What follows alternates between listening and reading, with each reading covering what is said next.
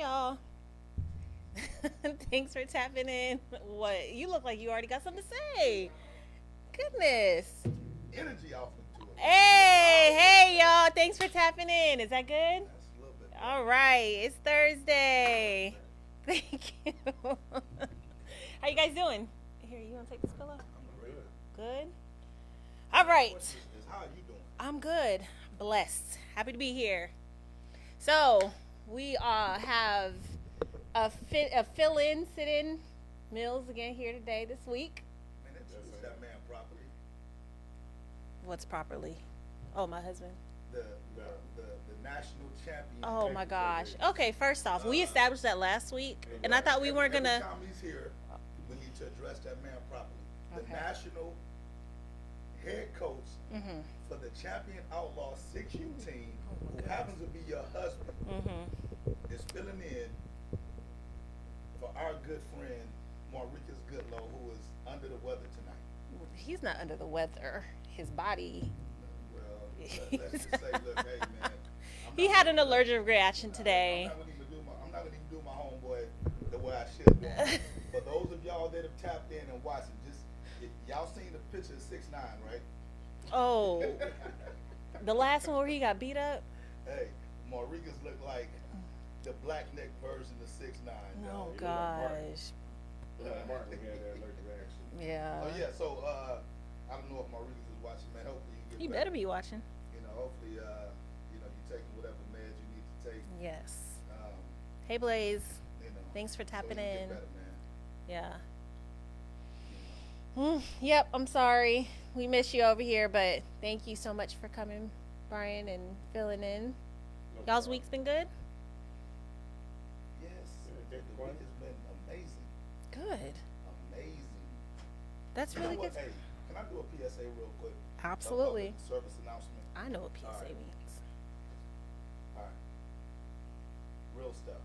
All right. So, um, I know there are a lot of folks out there, you know what I'm saying, that look the part, and it looks like everything is great with them, Mhm. but inside that, they're battling, everyday struggles, whether it be from parenthood, financial stress, adversity, Mhm. we're kind of a society quick to label everything as mental illness, right? Right. I don't like to do that, but just everyday life struggles and whatnot, man. And some of those folks, including myself, you know what I'm saying? Like, although we look great on the outside, really on the inside, man, it's a lot of turmoil. Mhm. It's a lot of stress, a lot of strife going on, man. So I just wanted, for those folks that are out there dealing with this type of stuff, man, just keep pushing forward. For those of you that may not be dealing with this stuff, be kind to other folks, because you never know who's going through some of this stuff, right? And, Absolutely. you can either help them or hurt them simply by the way that you interact with them. And the reason why I'm saying this is because, I know firsthand there are people, that, man, we consider to be courageous. We say these guys are, tough individuals or whatnot, but even those folks, have a breaking point. You know what I'm saying? And when the weight of the world, when you feel like the weight of the world is on your shoulders and you don't have anyone to turn to, sometimes that's tough. You know Yeah. what I'm saying? So, I just want to use a platform to let those folks know that, man, y'all are not alone. You know what I'm saying? And, sometimes you got to get within your inner self to look for that guidance in that direction. Yeah. You know what I'm saying? Because you may not always find it from an external source. You know what I'm saying? So that's just my PSA for today. I don't know who needed to hear that. You know what I'm saying? But hopefully it reaches somebody that may be going through a few things that are still tapped in with us. You know what I'm saying? Because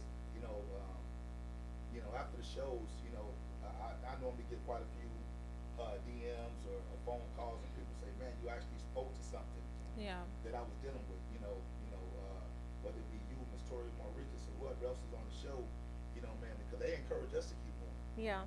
Like, believe it or not, this is fun for us, but this is actually also a job, it's a commitment. Mhm. Getting up here every Thursday, and making sure that we're at our best, to keep other people at their best. And I know that their words keep me going. Yeah. So I want to make sure that I'm returning the favor by putting that good positive energy out there for those that are tapping in with us. I appreciate that. And I have a good drink to that. I'll drink that too. I'll drink my water, but thank you. Yeah, we really do appreciate the encouragement, and just know that as you guys say that we are encouragement to you, y'all are encouragement to us, because those times that we're like, oh crap, well, what do we talk about next week, or that just encourages us to continue to go on and keep talking about what people want to hear. So yeah, we appreciate that. Thank you. I think we got a pretty good show lined up Yep. for our viewers tonight. I agree. It's gonna be like a wide spectrum of different things we're gonna cover. I'm definitely happy that Coach Mills was able to fill in for us, tonight, because he has a lot of interesting takes on a lot of the topics that we're gonna to discuss tonight. And side note, every time y'all are on the phone, it's Yeah, first it's a off podcast within itself. Y'all always have some type of debate, whether it be heated or it's chilled. Always ends, okay, we'll all agree to disagree, but it's it's always like just hey, cool, it's all good. But you guys always have something to talk about. Yeah. Always. It's You know, fun. I've been schooling him, trying to get him right. So I told him at the end of every phone call, that verbal ass whooping is just so he can get better.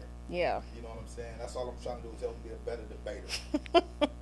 And he's getting there, man. Trust me, he don't have no issues debating me. So I just look. Compared to those fucking videos I'm trying to show you, this ain't the high ones, so you can tell us speak freely on this show, so. Okay. All right. So well then let's see. Okay. So the first thing I actually wanted to kind of not really touch on, but get y'all's opinions. It's kind of like a two-part question. In regards to kind of what we were talking about last week with Sierra and Russell Wilson. But do you guys feel like these or not celebrities, these athletes have wives, the ones that have celebrity wives, do you think that that kind of plays to the downfall of their careers? Like you say celebrity, you mean like that have wives that are celebrities? That are celebrities. So I'll give you, so I actually wrote down some of them just to kind of give you just a, okay. So Tom Brady was one that we really started off with. Tom Brady with Giselle, she's a model, and you were like, oh, well, she, was kind of his downfall because of her showing her ass out on. So yes, so Tom Brady, do you think that she was kind of, so that's just one. We were talking about Russell Wilson and Sierra last week. Do you think that she plays any role in his, because I feel like he's not out there as much as he used to be. You know what I'm saying? Let's just say we have Tony Romo. He has a celebrity wife. And then let's be honest, Kim Kardashian. All of her athletic husbands / boyfriends, do you think that she played a role in the downfall of their careers? Like, I'm gonna let Brian touch on that. I'll talk about this one. So, my point, I don't think celebrity wives have a impact on these athletes. These athletes have an impact on their own career first. Okay. Now, Kim Kardashian, Oh gosh. oh yes, you look at her track record, everybody's career go downhill when they with her. Ray J career was going downhill. his best thing was the tape. I mean, what's the deal? I mean, he was singing. He, Oh, He was doing good. yeah, But he's he got a was- lot he of was that money. good, but the tape actually made him a superstar. Who's that guy she dated that was in the NBA with the Nets? He had one good season with her. Nobody, he not even league. Humphreys or something like that. I have no idea. Yes, the one that. Kanye's worst album. We lost who Kanye was when Kanye he was in the there. Mental Institute. Right. He ain't been the same since. And I'm trying to think who else. She got a lot of people. But yeah, she brings careers down here. I haven't seen nobody succeed with her yet. Okay, so I'm gonna start with Tom Brady and Giselle, right? Mhm. I'm not sure if Giselle brought Tom Brady down because he still retires as arguably the greatest quarterback of all time in many people's opinion. He still, I feel like, was able to go out his own way. Nobody forced him out. If Tom wanted to come back and play football second, he would have that opportunity. I think that no matter who Tom Brady was married to, they were going to take a secondary position to his career, right? The only person Tom Brady is really married to is his career. You know, he's just one of those True. guys that, man, you know, you can call it being in love with himself. Mm-hmm. You know, maybe football is all that he ever really loved or all that he knows or whatnot. But, you know, I think any woman would have to understand, I don't care how many kids you have with this guy, you know, what you guys have accumulated together. If you're not willing to allow Tom to be himself and live out his ultimate dream and do things his way until he can no longer do those things anymore, there's gonna be a problem. Yeah. All right. Now, honestly, I had to do some research on Giselle. I knew she was a Victoria's Secrets model, Mm-hmm. supermodel, is what I later found out. You know, she has plenty, if not more. And I guess at the end of the day, according to her, she wanted a husband, right? She wanted him to be around more. Yeah. Which, for a lot of us, well, I'm not gonna speak for y'all. I'll speak for myself. All right. When I look at a lot of these celebrity marriages, and this is just my opinion, you know, 'cause I don't really have any factual data to support it. It's just my perception of celebrity marriages. When I look at these celebrity marriages, I think they're filled with external fixes. You know, meaning, okay, my husband ain't around, but who cares, man? I can jump on a private jet and I can go to Italy for breakfast if I felt like it. You know what? I can take my kids anywhere in the world, honestly, and enjoy a good time. So I don't necessarily need my spouse to enjoy life with. You know what I'm saying? Now I may be wrong for thinking those ways, but you know, a lot of the times, you know, money does. You know, I ain't gonna say money brings you happiness, but money can put you in a position to be happier. So you said that you don't think that you would need your spouse to be happy. That's what you just said, or your significant other. Well, I mean, not 24 hours out the day. Right. Well, no. You know what I'm saying? So what Giselle is basically, she wants Tom to retire from football, right? You said it was because of his safety. Yeah. She said because she just wants him around more. Okay. Well, even if Tom retired from football, Tom is not going to be the type of guy who's just going to sit at the house all day. He's going to go get that job on one of these networks, which is probably going to be just as Time consuming. as actually playing. You know what I'm saying? So I think in Tom's case, that's just how Tom is. Yeah. Right? You think when I think about Kim Kardashian, man, like I don't want to be negative when it comes to her. I don't know her personally. Oh. But like Brian said, if you look at the track record, I don't know too many guys that she's dated, slept with, been married to, that have come out of that relationship better than what they were going into it. So in her case, I can emphatically say, man, hell yeah, she's a downfall of a lot of brothers. You know what I'm saying? So leave that coochie alone. You know what I'm saying? Leave it alone, man, because it ain't prospering your career. Yeah. Right? As far as Tony Romo, man, you know, I'll be honest with you. I didn't even know Tony Romo was married. You know what I'm saying? Like, he don't even strike me as a type that would be married. I know he was dating, I think, Jerry Jones' daughter for a while or whatever. I think that's what kind of, you know, kept him employed and all this other stuff, what have you. But at this point, like, I don't know if is he married to the daughter or...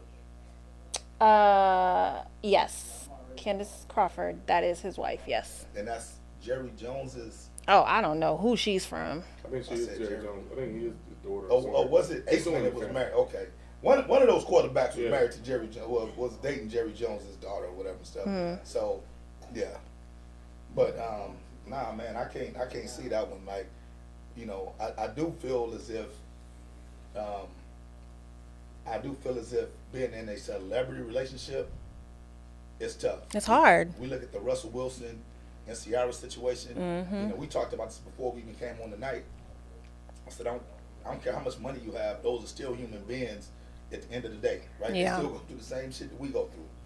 You know, they still have arguments, disagreements, you know, don't talk to each other for days and do stuff to just irk each other's nerves or whatever. Like the same stuff you and Brian deal with all the time. You know what I'm saying? You know, same stuff Brian tell me all the time. Like, man, he just, you know, oh man, my bad. Oh, we live. Yeah, Okay, yeah. my bad. I didn't realize that. You know what I'm saying? So, but yeah, like, you know, I mean, it's just, it is tough. You know Yeah. what I'm saying? But at the end of the day, it just is what it is, man. You just better find somebody that you're equally yoked with, and make sure that it's not just a business arrangement. Mm-hmm. I think a lot of these celebrity entanglements are business oriented. Mm. Love comes Well- secondary. So just go off of that Giselle and Tom Brady situation, and you're a female. Mm. So you said that she wanted him home more, right? For your sake. You wanted him home more. Mm-hmm. When you have a person like Tom Brady, LeBron James, Kobe, Michael Jordan, you know their dedication that they put into their craft, their commitment to it. They're not great on that level for no reason without putting several hours in it. So you know the type of man that you getting involved. How could you ask him to stop what he loved, what you married him into, you knew his heart, to drop that just to come home? Because now you know you're not going to be as happy. So, okay, so you know how you guys are like, as men, y'all are like, oh, well, when we first met you, you was wearing this and this, and you always had your hair done and all this stuff. And then when we get married, and then we want to come to bed with, you know, our caps on and grandma, all that. Okay, so I want to say, like, it was probably the same thing at the beginning of their relationship, where he was giving her, spending all this time with her, giving her all this time. I think that he set expectations with her up front, and this is kind of like with any relationship. Y'all set expectations with us too. So he had time. Well, Legacy just said, just like I said, he had time. now I'll say this because I've never been married, so I don't really know how that marriage aspect works. But you've been in relationships. But I've been in relationships. Have you been in a? You've been in a I've been in long-term. relationships, It's right? same So difference. what I'll say is this: I didn't want to just make it seem like I'm being a hypocrite by talking about marriage when I've never been married. So I have to clarify that for the audience. Okay, for the You audience, know, you've never been married. You've been in a long-term relationship. You're not marriage material. Oh, no. sorry. I ain't never been married when I'm next. There's a lot of people out there that say they're married. Yeah. They're not married. Man, that's their prerogative, right? But this is the deal right here. Based on what you said, once I get married, I don't give a damn what you come to bed in. You know what I'm saying? This is gonna all end the same way. You know what I'm saying? True. Like, you know, so you know, you don't have to dress up for me. You know what I'm saying? Got But you have that body, like that's cool. honeymoon stage at the beginning, and it's the same thing with men.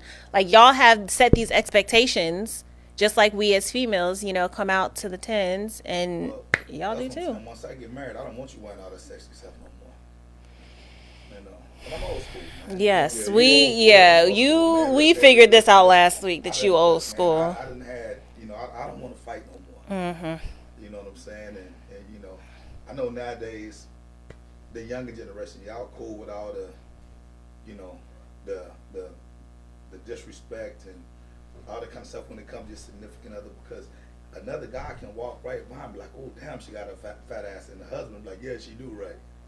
Like, man, that's just not tolerated where I'm from. That is disrespectful, You know what I'm especially saying? especially if he knows that you are. Right. Yes, that is You know what disrespectful. I'm saying? So I would just have to go back and I would have to tell my lady, well, look, hey, so when you go out and you dress like this is the kind of attention you're gonna get. So it's always gonna keep me on high alert to defend your honor.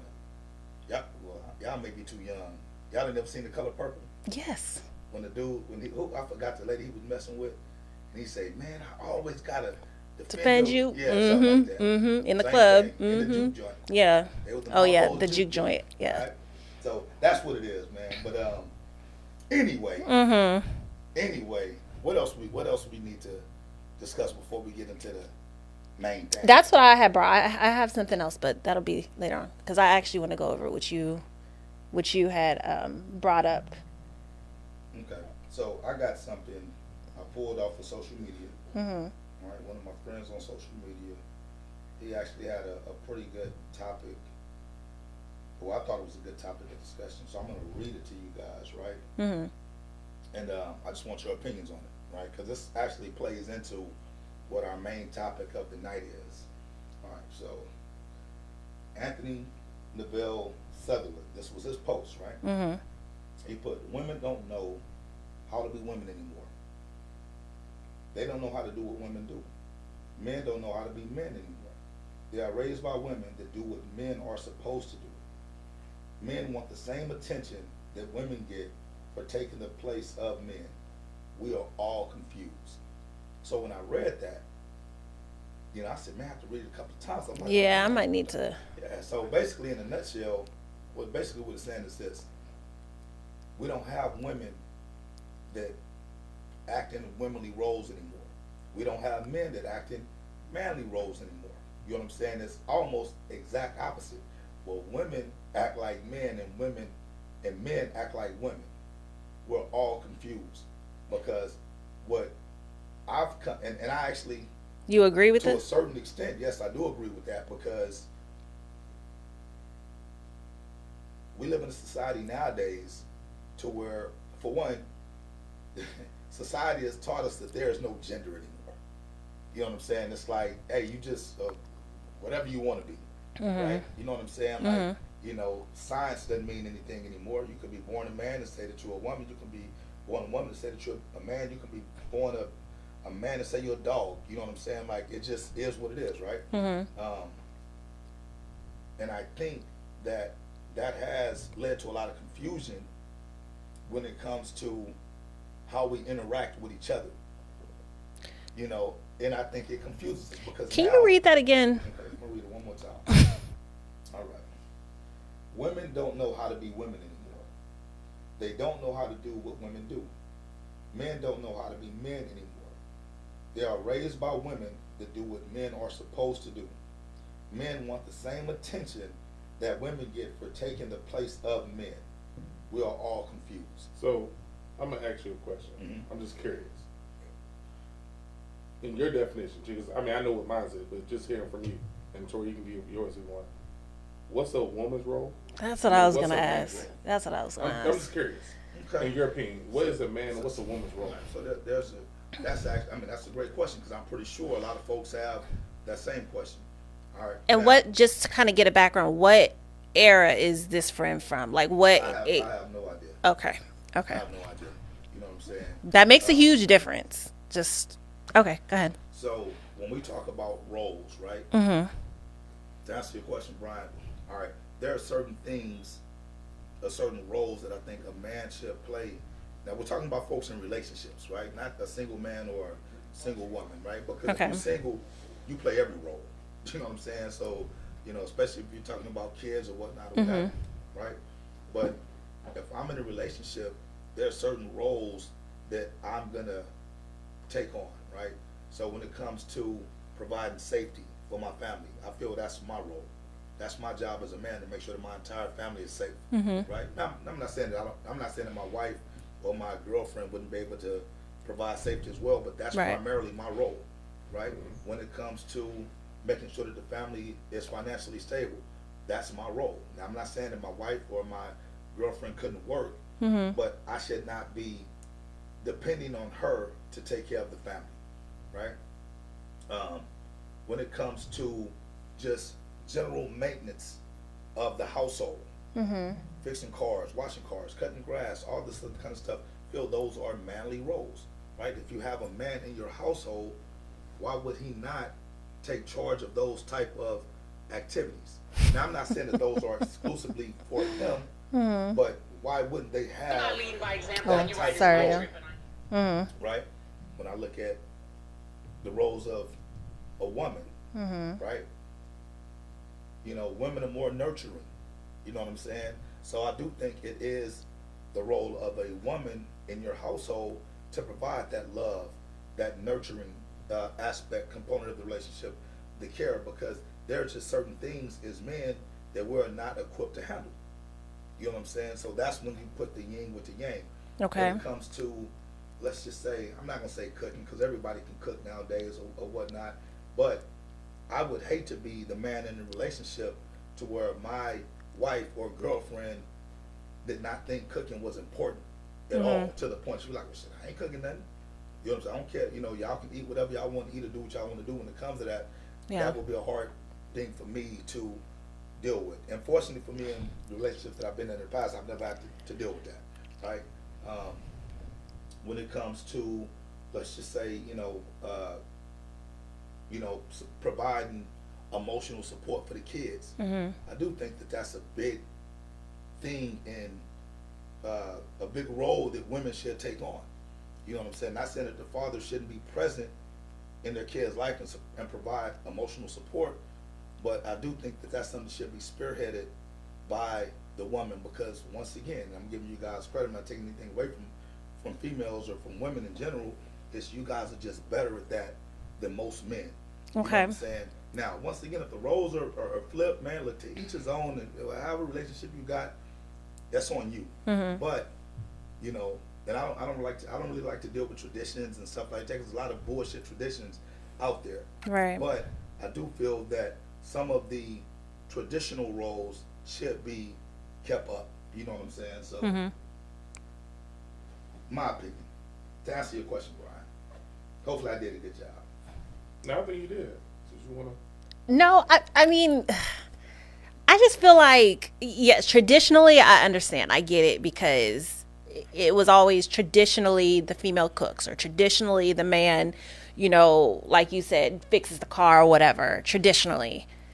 But now, as roles, or not, I don't even want to say roles, but just life has changed.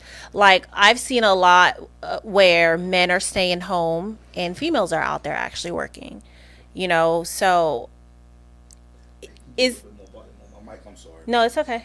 Yeah, I'm working on it. Okay. Is there, I guess I would just need more context in regards to that, because it could go either way. Right. It really could. So let me say this: a marriage is a team. That's how I look at it. Your wife and your husband, you're a team. You're partners. In anything you do, if you got a partner, a team, you got a role. Everybody's gonna play a role. Now, I got weaknesses. Tori got strengths. Some of her strengths are my weakness. My strengths is her weakness. But I also look at my wife, her role. I don't really have a role for her. More like this let's compliment each other. Let's make each other better. Now, I can tell everybody on this radio station national, I don't fix nothing. I don't have a desire to fix anything. I don't like fixing anything. It makes my head hurt. Okay? I hate to be in directions. I don't put stuff together. But she loves doing that stuff. Yeah. So guess what I'm going to do? I'm going to be the great supervisor. I'm going to read it. I'll be the muscle. You know, you need me to tighten it up or doing that. But I'm going to have to. All right, you live. Okay. All right. So, all right. If you guys, I just want to make sure you guys can hear me. All right. So, hopefully we got my mic fixed. I think we should have Brian's fixed, because Tori's, yours was good. All right. So, let's see. Let me check my little.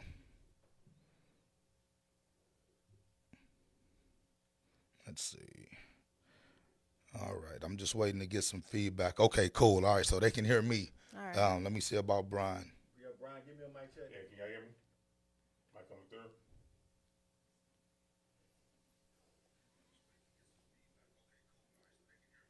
Oh, yeah, I can hear you clear. Brian, say something. Yeah, can y'all hear me? Hello, mic check. Okay, good. All right. So we back good. All right. All right, so we're sorry about that. Just had to get a few little technical difficulties out. Let me know if it's static. If you guys hear a lot of static or Or feedback. humming, yeah. I Yeah. know somebody had said something about humming, so I'm trying to make sure that y'all can hear us. Okay. Oh, so Brian, okay, I don't think they can hear you. So Brian, say something else. We got to make sure we got Brian's mic. Check, mic check. Mic check.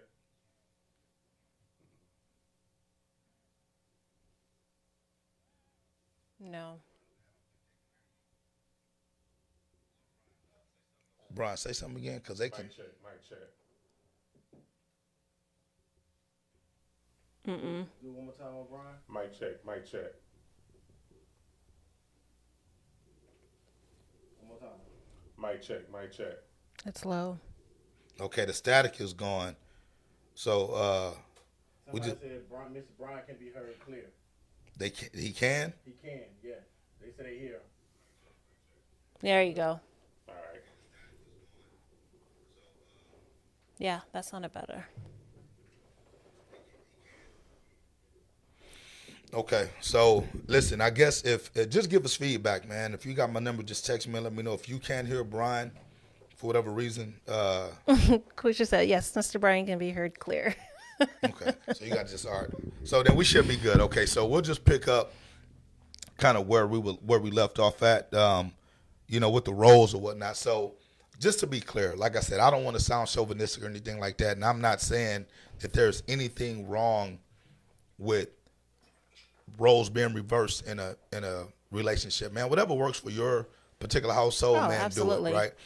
Now, So then what was he talking? What specifically I was he think talking specifically about? what he's talking about is just roles outside of the household. When we're talking about kids, when we're talking about teenagers, when they're confused because they don't know how to be young men anymore. They don't know how to be young women because, once again, we live in a society to where There's no definition of a has rap music / the rap culture had a negative impact on youth sports. All right. So this is something I want everybody that's tuned in right now to chime in on. We want to know what your opinions are. All right. Because we're definitely going to be interactive tonight so that we can address, some of the concerns that you guys may have, reiterate some of the statements or opinions that you guys have or whatnot, because, I think this is a huge opportunity for us to discuss this kind of stuff. Yeah, All right. So we'll start off with you, Tori. I mean, goodness. you have young kids. I do. Go. What you got? Okay, so I'll start with my oldest.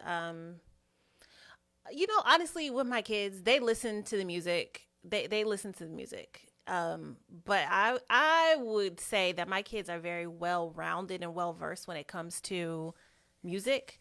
I don't think for my own kids that rap music has played a major role in how they do stuff. Correct me if I'm wrong, but I don't think it has. Nah. But as far as sports is concerned, not in my kids, but the culture, I can see a difference. I can see how kids, are trying to emulate, that rapper by, the things that they say or how they deal with other people. So I would say rap has most definitely impacted our youth sports culture. I think it has. But with my kids personally, I don't think so, because that's not all we listen to. Okay. Brian is the head coach. You coached a great group of 6-year-old kids last year. Do you think it had any impact on how those kids behaved? How they played? No, I don't think it had an impact on how they played. But music, hip hop has an impact on sports. And it's been that way for a while. I want to say, even back when I was a kid. Back when Iverson came in the league back in the early days, hip hop's always been a part of sports. Now, in regards to coaches using that, what they're hearing, into the way they're coaching up some of these kids, I have seen that part of it. If you really think about some of these songs we playing with kids, like these kids don't really know what they're rapping about. They don't know what they're talking about. Like, hold on, do we really want to put this into these kids? Right. With some of these songs. I'm cool with these dancing songs, the kids like that. I'll play that song for my 6-year-old because they like to do The little dances, and stuff like in the end zone and that's stuff cool like with that. Have fun. It should be fun. But I refuse to play a song that's about drugs or sex. Well, what a 6-year-old need to hear about that? Right. So I do think there's certain things that in the hip hop music, like we can play it for our own personal stuff, but I mean, really, do you want your 6-year-old, should they be singing that? Like, I seen one team, they straight cussing up the storm the whole song. They made their own song for their own team, and it's a cuss word thing. Like, hold on, my son won't be on that team singing that. You know, I don't care if it's the theme song for the team or not. So I do think it has a part because now you have these 6-year-olds, 7-year-olds rapping songs that ain't got nothing to do with the game, ain't got nothing to do with positive life. It's about drugs. It's about, grab my nuts, stuff like that. Like, come on, 6 and 7-year-olds. All right. So, Coach B, I'm going to put you on the spot for a second, right? Go ahead. Now, as a president of our organization, I strictly prohibited music being played with our kids walking onto the field and, along with a few other things because I didn't want to encourage, that type of behavior, right? And, I got a lot of ridicule for that. Oh, man, it's just kids. Let them be kids. Let them have fun. You were one of the coaches that still brought your music out. Now, you asked me. I will ask you. You wouldn't ask me. And I said, man, you know what? I'll go ahead and let you do it this time and this time only because you already got your kids and stuff over there and they already hyped up or whatnot. But the deal was this. I didn't care about the cursing. When I say I didn't care about it, what I meant is this. Let me rephrase that because that didn't sound right. You told me make sure it's clean. The cursing is not the only thing that I don't want to hear, right? Because you can still have a clean version of a song with a negative message, right? Trapping this and slapping that and screwing this and, to me, all that stuff is inappropriate for a child, right? Well, they listen to it with their parents. Well, we're not their parents, all right? My partner Jerry put on here, no question it has, especially kids without strong role models. So when you have these kids that don't have strong role models and they're looking at us to be the role model, but we're role modeling negative behavior and we're condoning negative behavior in the form of these rap lyrics and these songs and these messages, what degree of responsibility do we take when that kid goes to school and uses the N-word, a 6-year-old kid? What degree of responsibility do we take as coaches when, you got a 10-year-old kid, pointing at another kid like he's shooting him after he make a tackle, or what have you. So for me, I definitely think that the rap culture has had a negative impact on youth sports. Now, once again, let me say this so that I don't sound like a hypocrite. I listen to rap music every day. This is the only music I really listen to. You know what I'm saying? But once again, I'm a 40-year-old guy who's learned, that everything that's put out there isn't real. So what do you and your son listen to in the car? Honestly, I don't listen to music with my son. Okay. And, that may be hard to believe, but,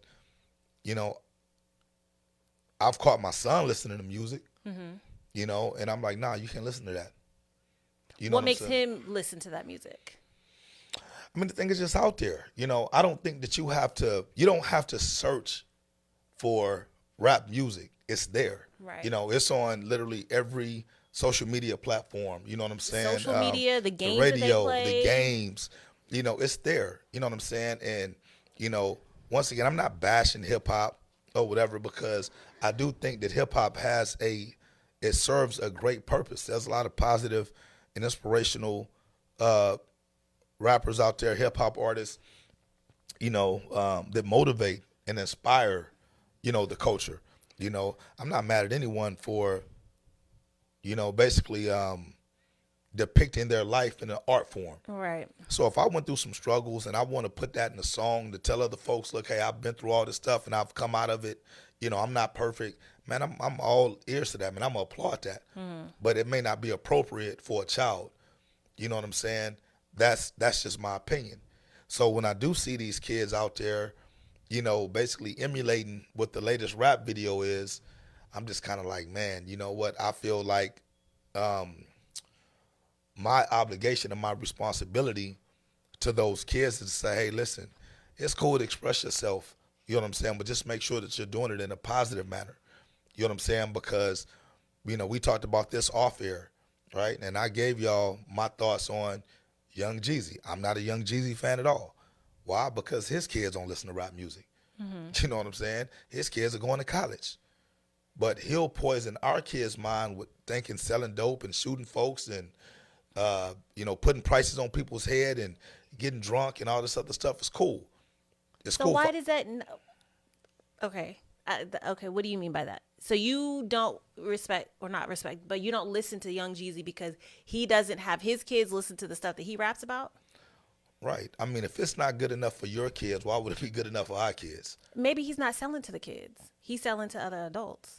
It's our role as a parent. It's our responsibility as a parent Agreed. to say, hey, I don't think you should be listening to that. Like if we're listening to a playlist, let's say I have my Meek Mill playlist on in the car and all my kids are in the car and something comes on talking about like that song that Megan and Cardi B made. Yeah. My kids Okay. do not listen to that at all. But if it's on the radio, like, is it not for kids? The radio is like, you know what I'm saying? the Like, radio's radio for just everybody. bleeps out the Right. cuss words. Right. But you don't have to be 18 and up to listen to the radio. Right. Which But, I is why mean- it's on you who's playing that radio. Now, if the kids are hearing it, let's say at school, which is usually like for basketball, they have a playlist that they listen to. And so that's where my daughter, she would hear some of the songs. And I'm like, I can't get with that song. But then it's on us to say, hey, this is what this song is talking about. You can hear it, but it's our responsibility to say, hey, it ain't like that. You better Right. not do that. So I can't even be mad at Young Jeezy for saying, oh, don't listen to it. But I'm still going to rap about it because that's what's selling right now. Because that's what adults and other people are buying. Right. Okay. And I mean, and I can feel that because ultimately it's the parents' responsibility to raise their kids, right? It's Right. not Young Jesus' responsibility. As far as Exactly. he's concerned, he said, I'm doing a damn good job. My kids are going to college. My kids ain't never been to jail. They never been in trouble with the law. So I'm doing my job, and he's probably saying y'all need to do the same thing when it comes to y'all's kids. But what I'm saying is this. It's hard for me to respect someone that knows that what they're doing is detrimental, period. Not to just kids, because even some of these guys that are adults, even some of these women that are adults, you know what I'm saying, that consciously make their own decision to live a life that they think is real because it's perpetrated by somebody who don't live that life. All right. Now, once again, I'm not putting all the responsibilities on rappers, man. I listen to rap music every day. Every day. And the rap music I listen to ain't positive. Right. All right. Only difference is I know, You know right from what's wrong. real and what's fake. You know what I'm saying? I know if I go pull out the blicker and I go smoke 10 fools, I'm going to prison for the rest of my life. Yeah. You know what I'm saying? It ain't no paying off the judge. It ain't no I'm gonna rap about it on the next song and tell you the conclusion. No, you already know what the conclusion is. Yeah. You know what I'm saying? I can't go out there and live my life like it's a rap song without suffering real world, real life consequences. You know what I'm saying? And a lot of the times, man, these kids, they are so misguided that they think that's the way to go because it's glorified. You know what I'm saying? This is stuff that is glorified on screen. It's glorified in the music. You know what I'm saying? And, as a result, man, we end up losing a lot of our kids because of that. Go ahead, Brian. I won't say it's just on music though. So I do want to. I get what you're saying, but it's not just on music. It's on the access these kids have to everything, social media, TikTok. I mean, wherever you look at, they have it's access. Right. So they can see everything now. We listen to music, we watch movies, but these kids is in their face all day, every day on Yeah. every electronic device. It doesn't matter where they go. So I feel as parents, coaches, people that have access to these kids, we gotta be that person in the middle to let them know what you're seeing on social media, that person flying or doing on social media, that's not real. Right. They're doing it for likes. Right. And that's the society we live in. People rather be liked than respected. True. I care less about how many likes. I know grown men right now that will get mad if you don't like their posts on Facebook. Yep. And will delete you and say you hating them because you won't like their posts. Yep. They'd rather get you to like their posts than just be respected. That's an issue. Yeah. You cannot be 30 years old as an adult, want to be liked and not respected. You can take all the likes you want. Okay. I'd rather be respected. So, That's the problem with society. so let me pose this question: how much respect do you find in rap music nowadays? Not much, because a lot of them are fake. A lot of them just rapping about stuff because they know how to make it rhyme and sound good. They just rapping about Well, stuff. some It's of not them a don't story even to rhyme It's not no more. real. A lot of these rappers not real. I mean, a lot of them are frauds. Let's be 100. A lot of them are frauds. A lot of them rapping about stuff they don't know nothing about. They watching they rapping about what they saw in the movie, what they saw in Power the other night. And speaking on like they know it. A lot of them don't. Right. You know what I'm saying? Back when I grew up listening to rap, I mean, Jay-Z had a story. Nas, they had a story. Those are the type of raps I like. There's a story to it. All these rappers now, they all sound alike. They all rapping about the same thing. They mumbling. They all sound like this. And then a lot, like I said, they're frauds. Okay. So I don't want to sound like an old head, but when I first started listening to rap, the old folks said the same thing that I'm saying now. You know, because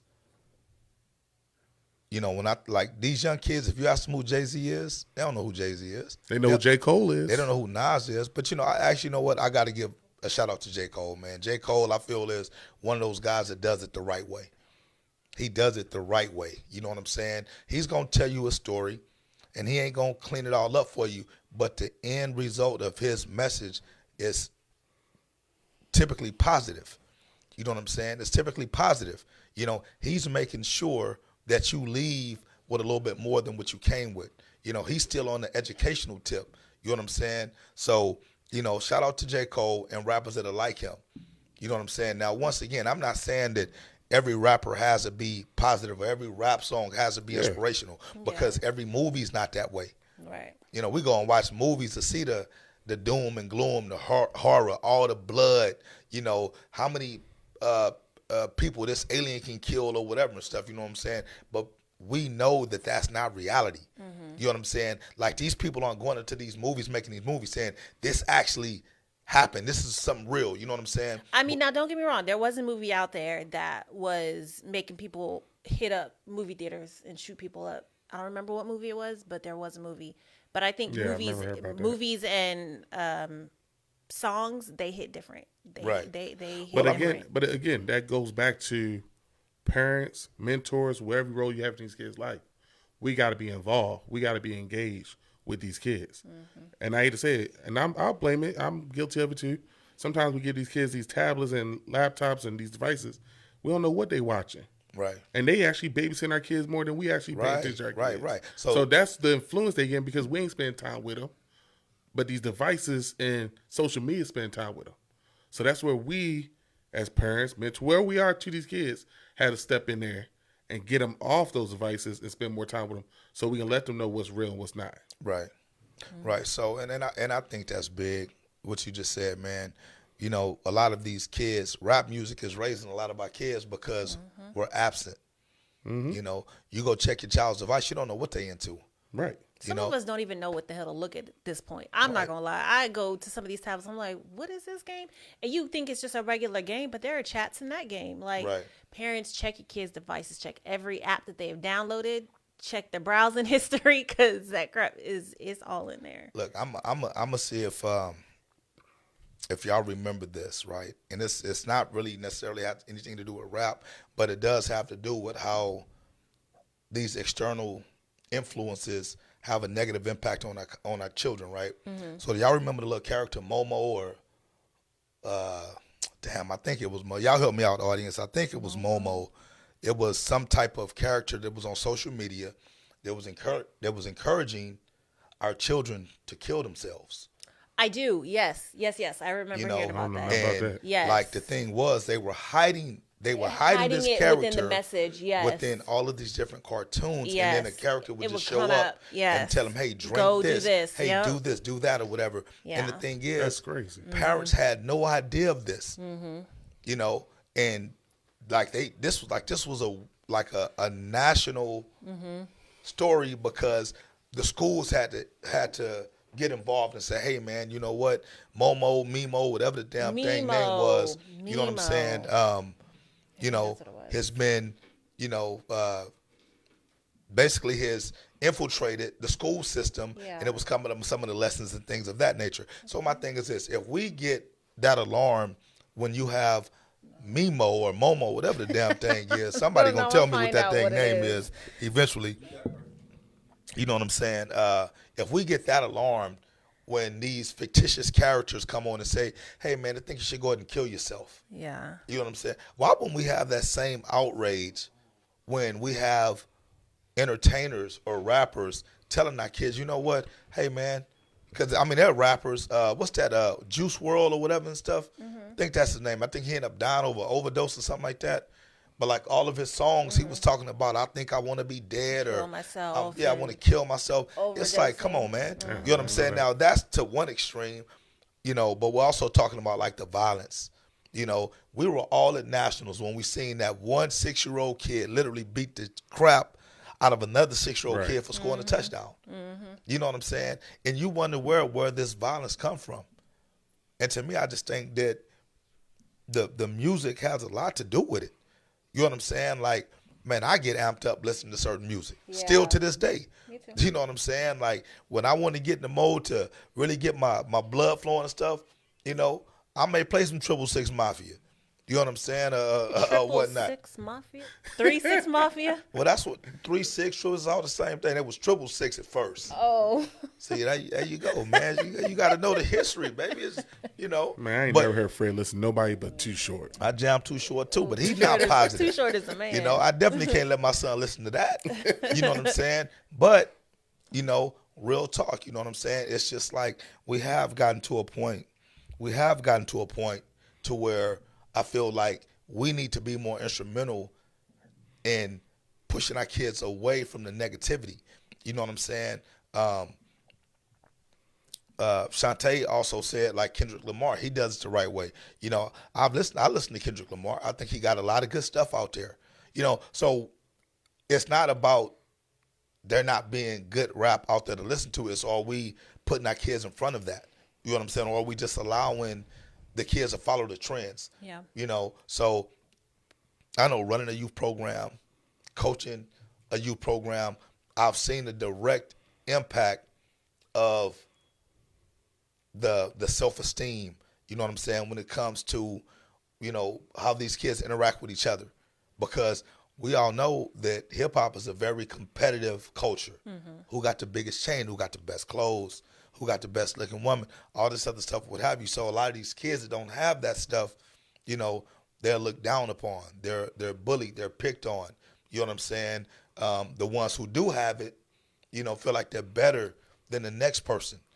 You know what I'm saying? So it's just one of those situations where I'm gonna. Why do you think it's just rap? Because I know said had said something about like heavy metal. Going through the comments, how heavy metal also possibly has a negative impact on It's the like school shootings. shootings and stuff like that. So why is it that like heavy metal goes to a certain class of people and then rap goes into youth sports? Like what? I don't know. I think it's just crazy. Well, how- I mean, I don't listen to heavy metal, so I don't know what the message is. You know what I'm saying? I mean, it could be negative as hell. I mean, I think, man, the last time I even knew that heavy metal was relevant was Ozzy Osbourne got kicked out of San Antonio for biting the head off a bat. You know what I'm saying, or whatever stuff. 'Cause they was talking about like devil worship. So I've always Yeah. kind of associated heavy metal with like the devil worship and stuff like that. And it may not be. Maybe that's just a perception.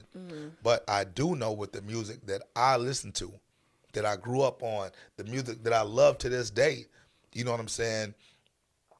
I'm willing to say that the majority of it is negative. Okay. You know what I'm saying? Like, and once again, I mean,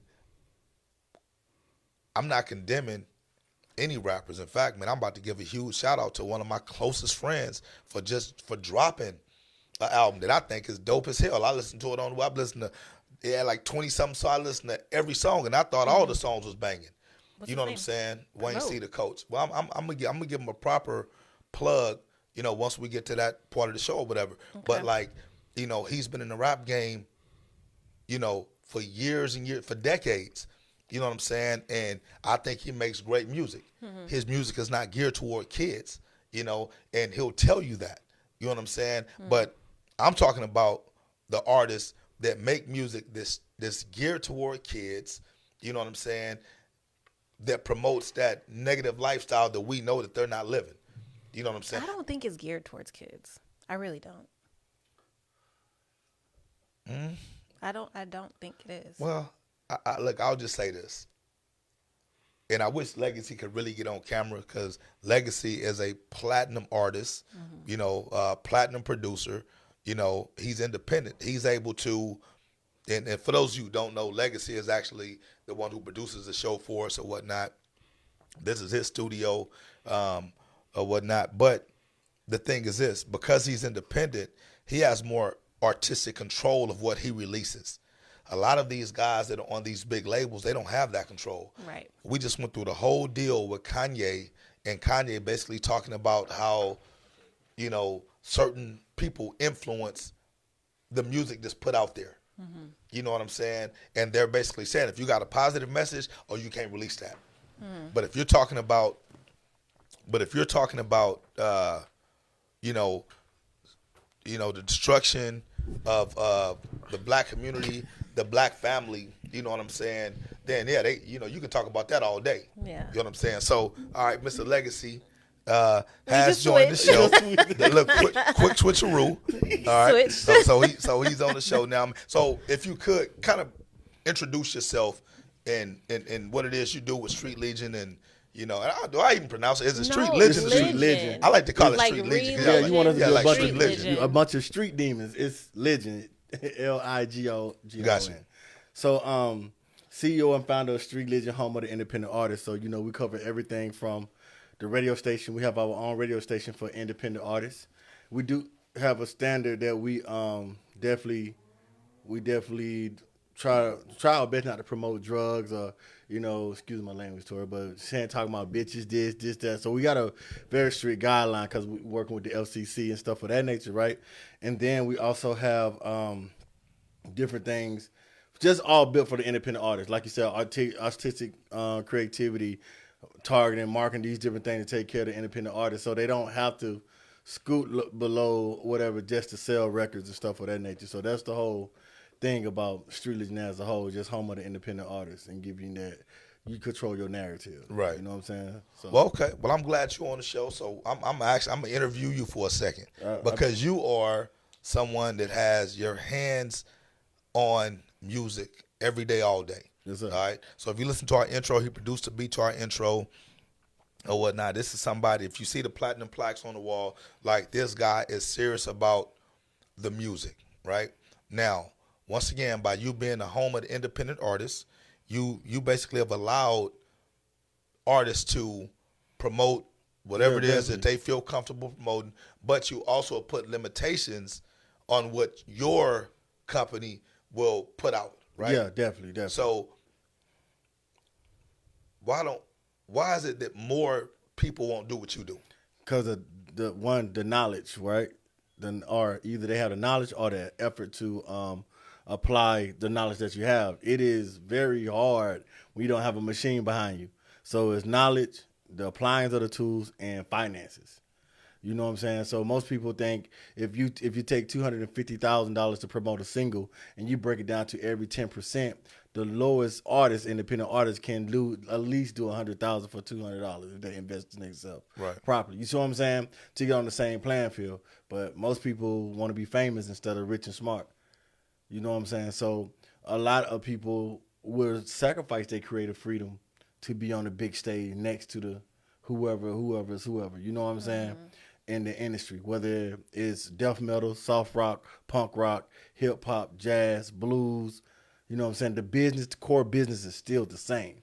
So do you feel like, since we're talking about rap infiltrating the youth sports, do you feel like a lot of these rap artists kind of go with what Brian said, a lot of these rap artists are really just rapping because it's what's selling. Well, it's like this. Do you expect Tim Duncan the Spurs to fix the streets on the east side when you got politicians you pay taxes to every day? So do you expect who else? The Brahma Bulls who just came down here to build community centers on the east side or whatever? No, you don't. So it's the same thing. So do you expect, but they expect rappers to build community centers and give back and fix the streets to help the community be better. They put more responsibility and blame and crucifixion on the rap artists versus people that's really in charge of the situation. Get it. Jesus told us to trap or die, and his son went to college. Who fault is that? Is that our fault? That's not Jesus' fault. Right. You know what I'm saying? You got other people that pushing that machine, as Jay-Z, Right. the Rick Rubin, Russell Simmons. We all know Jay-Z is Michael Jordan of record companies. He'll fuck up your label, but he's a great rapper. But you see what I'm saying? Yeah. So these other entities that was going there, right? So same thing with it was the people that told NWA, use the FBI note to get more. Yeah. Right. Yeah. You see what I'm saying? So, but the people that told the 17-year-old kids to do this didn't get blamed. Yeah.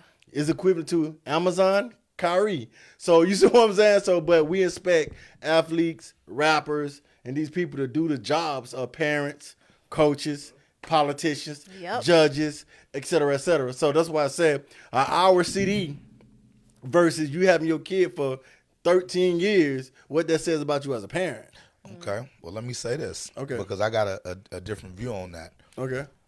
It's not, in my opinion, it's not the fact that, the community is placing that responsibility on these rappers. What responsibilities that the rappers have to the community, just period. Because we know that politicians have a responsibility to the community. They're elected to take care of their communities, right?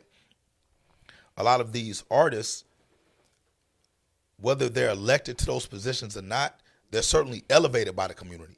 So with the elevation from the community should bring forth some type of responsibility.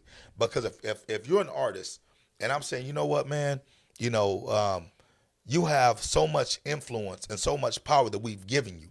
Because most of these artists would do anything to be put in a position of elevation, right? You're an artist and you're a producer, so you understand exactly where I'm going with it. Promotion, marketing. Why do artists do that? So that they can put themselves in a position to have influence, right? Because if they have influence, that influence translates to power. Power translates to responsibility. See, you can't go through all that and get that power and say, you know what, I don't have a responsibility anymore. It's like that quote where they say, to who much is given, much is required. But it's still, but I'm sure the hypocrisy in that though. You know what I'm saying? Y'all, everybody, they say Jordan the GOAT, who never spoke up for black people, never spoke up for any community. Now, white, black, Avatar, Smurf, no community. He was just who he was. You know what I'm saying? Even when a man forged his name and sent the check to somebody in North Carolina, he didn't speak up. Whether it was for a bad cause or whatnot, right? But like I said, unlike politicians and rappers or musicians, they are not held to the same standards as politicians, polices, and anybody in police, like any other. You know what I'm saying? Only in America where the entertainers are responsible for being the voice of something that serious. Yeah. Think about even if you look at, I mean, shit, we see the Democrats been doing it for years. When it's time for election, what they do? Bill Clinton stood in Harlem and played his saxophone forever. Right. Stood by who was ever. You know what I'm saying? When it came, Democrats do it all the time. You know, so from Obamas to everybody, they stand next to who? The power couple. You got Michelle Obama, who they standing next to? Jay-Z and Beyonce. They the top of the food chain. So only in America where we as people or a country allow our whole entertainers to that standard. You see what I'm saying? Michael Jackson, God rest the dead or whatever. What I'm saying, but it's all good until you cut the puppet strings. Okay, so let me ask you this: so, do you feel that artists have no responsibility? No, I'm not. They're just free to have that because we all preach freedom of speech and It ain't no freedom of freedom of artistic creation or creativity or whatnot. You know, my only question is, at what point does me constantly telling you, hey man, go pull your gun out, go pull your gun out, go pull your gun out. Hey man, slap that bitch. Hey man, fuck him. At what point do me constantly driving that same message over and over, when somebody actually does that, you say, damn, I ain't have nothing to do with that. I had maybe a small percentage of something to do with that, or it don't even matter to me because Take that because it song off stands. a repeat. It's a double-edged sword, right? Tupac was glorified for his thug life action, but crucified by politicians when he addressed and exposed different things, how the system works. It was all good as long as you putting the cocaine and everything in our community. But as soon as you start talking about how your rap music is next to your rap music is tied to the record labels that own privately owned prisons. So these different things versus independent artists versus big budget artists. You said in the beginning, creativity, right? So when somebody if Fred signed a record deal and you get 21 million until I make my money back, you don't have a voice. We saw it in the last 5-6 years. Beyonce was married for 5 years. And Columbia Records said, you still gonna put this I'm a Single Ladies album out. I know you got her. She ain't started doing stuff about with her husband and about being married until that deal was done. Right. Okay. You see what I'm saying? So when it comes to that creativity, like I know people get mad when I say this, but Obama, he was the face of the Democrats, right? And people said the president can't do too much because of this, because of that, which is true, right? But when Trump got in office, right, it's like they let the president do this and this slap on the wrist. It was one mistake could be crucifixion. The other mistake was entertainment. So who do we blame? So when you talk about rap music, or let's just say the culture of hip hop, you know what I'm saying? If you know the culture of hip hop, but going on 50 years now, we after our 50th birthday or whatever, you started off sometimes, it made me wonder how I keep from going under. Right. The message of reporting what's going on in our neighborhoods. So if I'm surrounded by violence all the time, I'm reporting to the world what's going on. It used to be you respect the person that's the shooter. Now y'all respect the person that gets shot. We used to respect the trappers. Now we respect the junkies. You see what I'm saying? So that's just how the culture go. But that's just a shift of the higher power. Power, position, right, equals influence. But you need money for all that. A lot of artists go broke before they even get fame. It's a crate of demo tapes. Lady Gaga got dropped the day she got signed. Interscope was like, nah, we ain't with that. Akon signed her. Now he building some stuff in Africa. He ain't put no more music out. You see what I'm saying? It's just different standards. Like they're not telling people to pop pills and doing this, at least in our language. But Right. Well, what you think? Oh, we talk about killing this, killing that, killing this. Us as a culture, urban as they call us, right? When it comes to hip hop music, it's easy to crucify us. That's because we're good at crucifying us. Right. So okay. So that's really my whole point. Like, I don't even want to discuss what the rap executives are doing, what the prison systems are doing, or whatever stuff, because that has, in my opinion, no bearing on how we treat each other. You know what I'm saying? So before we can talk about the influence that others have on us, let's talk about the influence that we have on each other. You know what I'm saying? So if I'm constantly telling you, man, you ain't nothing. Man, you ain't nothing. You ain't nothing. It don't matter to me if a white person is telling me that. It don't matter to me if a Democrat or Republican is telling me, man, I got to deal with the person that I'm, like you said, that I live with, that I see every day. Right? We don't. Because the message, in my opinion, is put out there is that of hate, conflict, territory, sex, drugs, and any other negative stereotype that the music can identify. All right. Now, I'm not saying it's all like that, but it's enough music out. It's enough music out there like that to drown out the positive stuff. Everybody that's in the ghetto don't live a ghetto lifestyle. Right. You know what I'm saying? Everybody that comes from a hard upbringing ain't because their mom and dad was crack addicts. You know what I'm saying? Everybody that that comes from the hood, you know what I'm saying, ain't F students. You still have a lot of that positive stuff that comes from the concrete. You know what I'm saying? But that's a lack of that's a lack of not controlling the narrative. When you talk about independent artists versus big artists, Right. So now we're the- talking. Now we're talking. and that's my whole point when I talk about prison system and stuff. I'm giving examples of like you can't do anything if you don't have a voice. Right. You okay.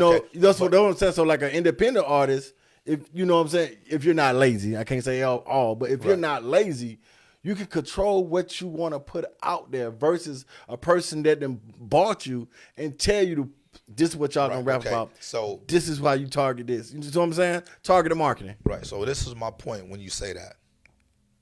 We elevate those artists that leave us voiceless. And we and we put down the artists, you know what I'm saying, that speak on our behalf because they're not speaking to the publicity. You know, they don't have the chains, they don't have the Bentleys, they don't have the Rolls Royces. I look at the artists such as yourself, you know. That's and not what I got from that though. well, no, I'm not saying that's. I'm telling you that's reality. Yeah. You know what I'm saying? That ain't. I'm not taking it. I'm not adding to anything you said. I'm just giving you my perception of the music industry. Period. Yeah. Because there are a lot of independent artists that's starving right now. They got great music. They got great messages.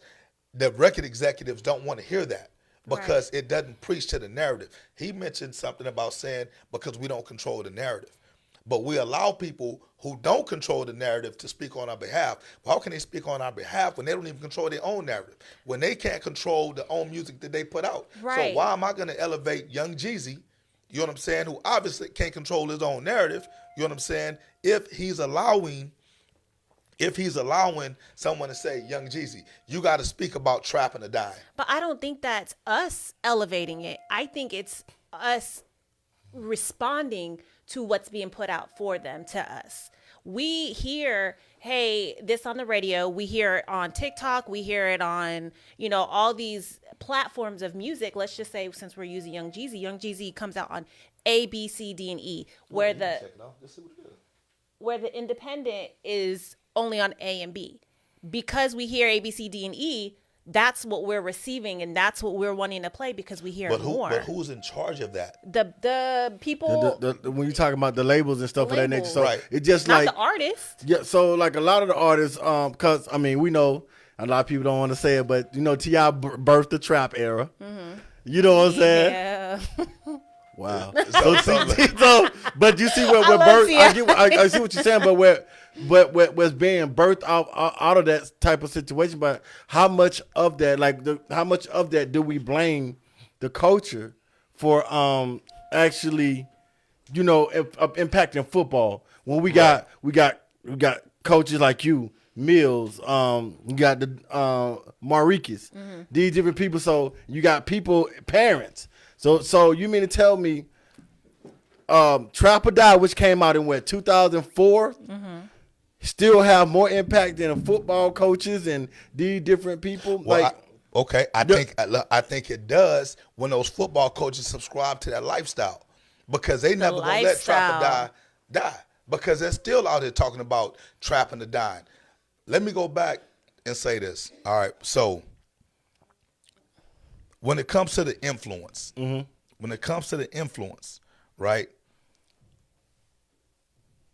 These rap executives, right? And most of them who happen to be non-black, control the narrative of what goes on in our neighborhoods because they will okay or reject whatever the narrative that they feel is what they want us to hear, all right, or they don't want us to hear.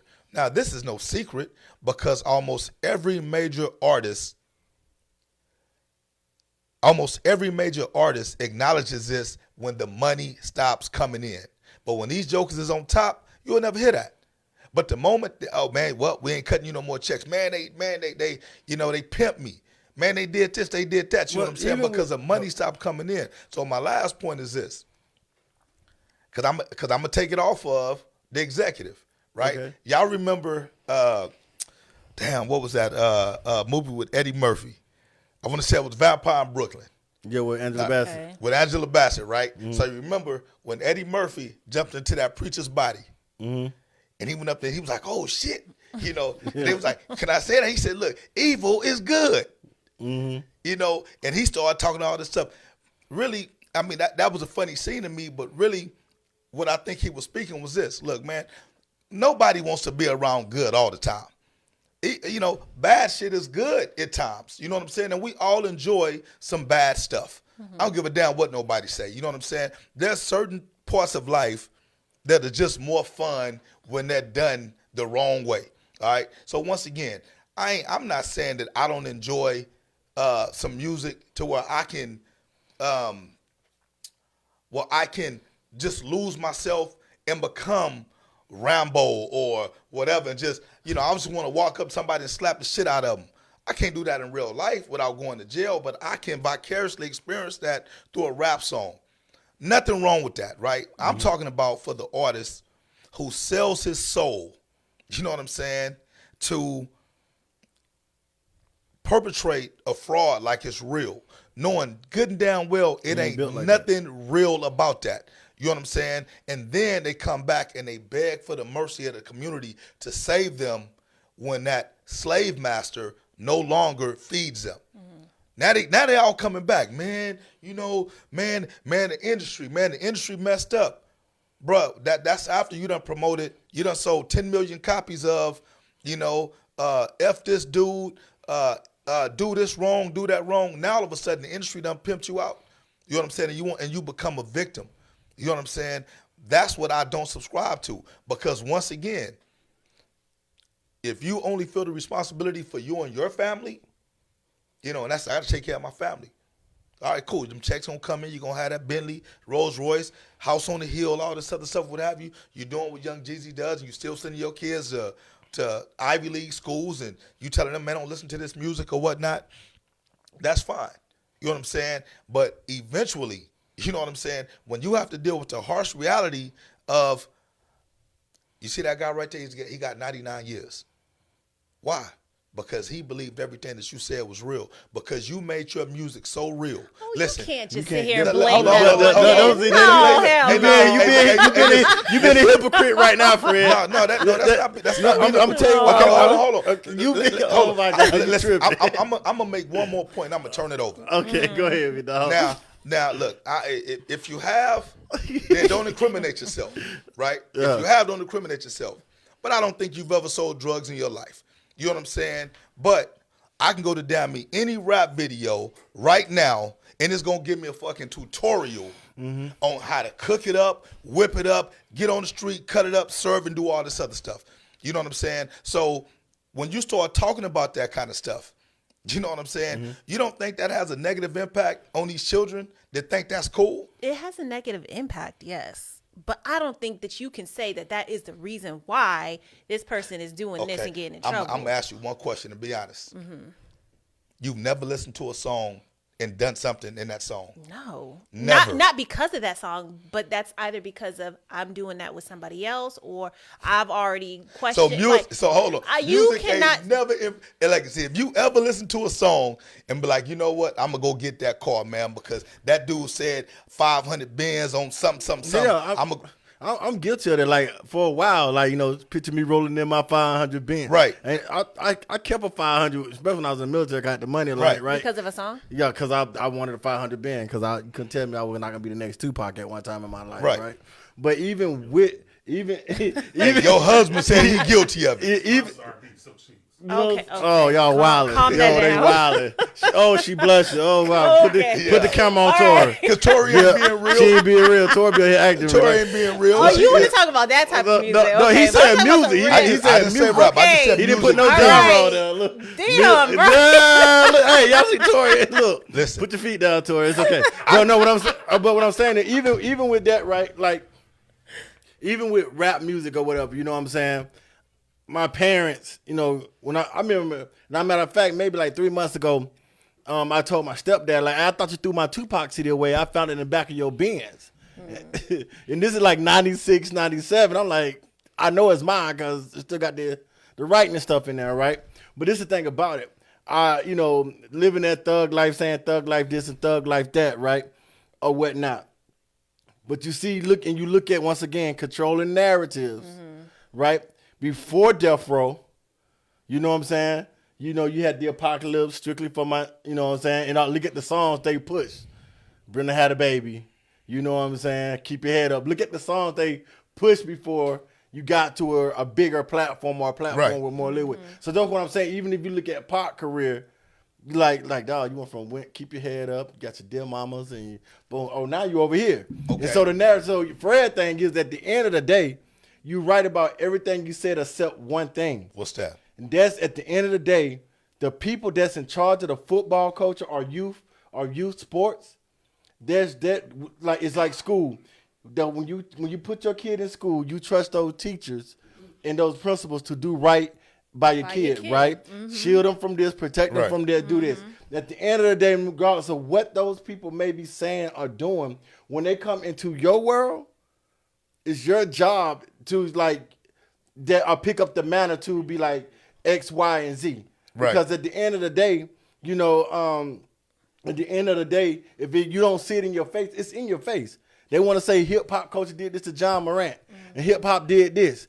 But guess who carries up under the NBA? And you see how quick they made an example of him, right? I done been through therapy, and I done did this, and I done did it. But what I'm saying, it's our job to, you know, let our kids know. We can't keep blaming everything on entertainment. Now I got you. Now I don't want. That's all I'm saying. Right. Like, you know, And you feel me? look, I want to clarify something because I don't want anyone that's listening to our podcast to think that I'm making an excuse for parents not parenting their kids. At the end of the day, everything that we do is a personal choice. Right. You know what I'm saying? Nobody's forcing a song into a kid's ear. You know, most of the time that's by choice, right? Nobody's forcing a gun into a kid's hand or any of the other things, right?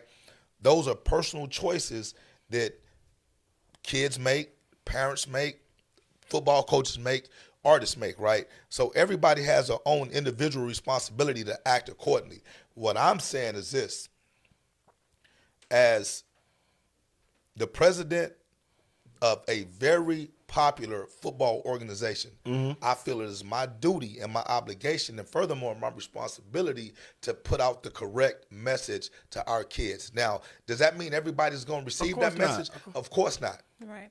But you ain't going to catch Coach Fred pulling up to practice, you know what I'm saying? Playing too short. Blowing big, you know what I'm saying? Jamming too short, you know, none of that. Because once again, what I do in my personal life, you know what I'm saying, is not going to be reflected in my life when it comes to dealing with these kids. I tell people this shit all the time.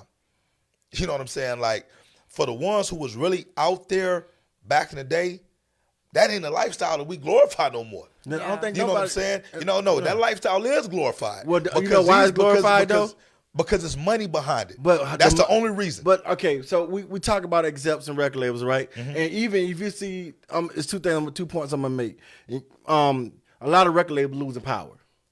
Now these kids right now, your son, they can sit here and do football drills and look handsome doing it, right? Right. Hair did, you know what I'm saying? Fly. And they do the drills and spin off. And they didn't get 1 million views on YouTube and got paid $6,000 or $7,000 a month by accident. Right. Right? So that's one thing. So with this generation, a lot of kids are making more than their mentors. And I don't know if you remember this, when Deion said, when they talking about playing college player, Deion Sanders made it an issue. Like, ain't no player at this college finna make more money than me. Yeah. Because they know how authority is being tested then, right? So we understand that a lot of these kids who probably ain't never sold no dope or whipped anything, and those that may be gang related, you know what I'm saying? So how the record label stay in power is, I'm going to give real gang members money. It's going to enhance everything. We're going to put life insurance on everybody. Boom. Okay, is that in your control? No, because you are influenced in the youth football arena.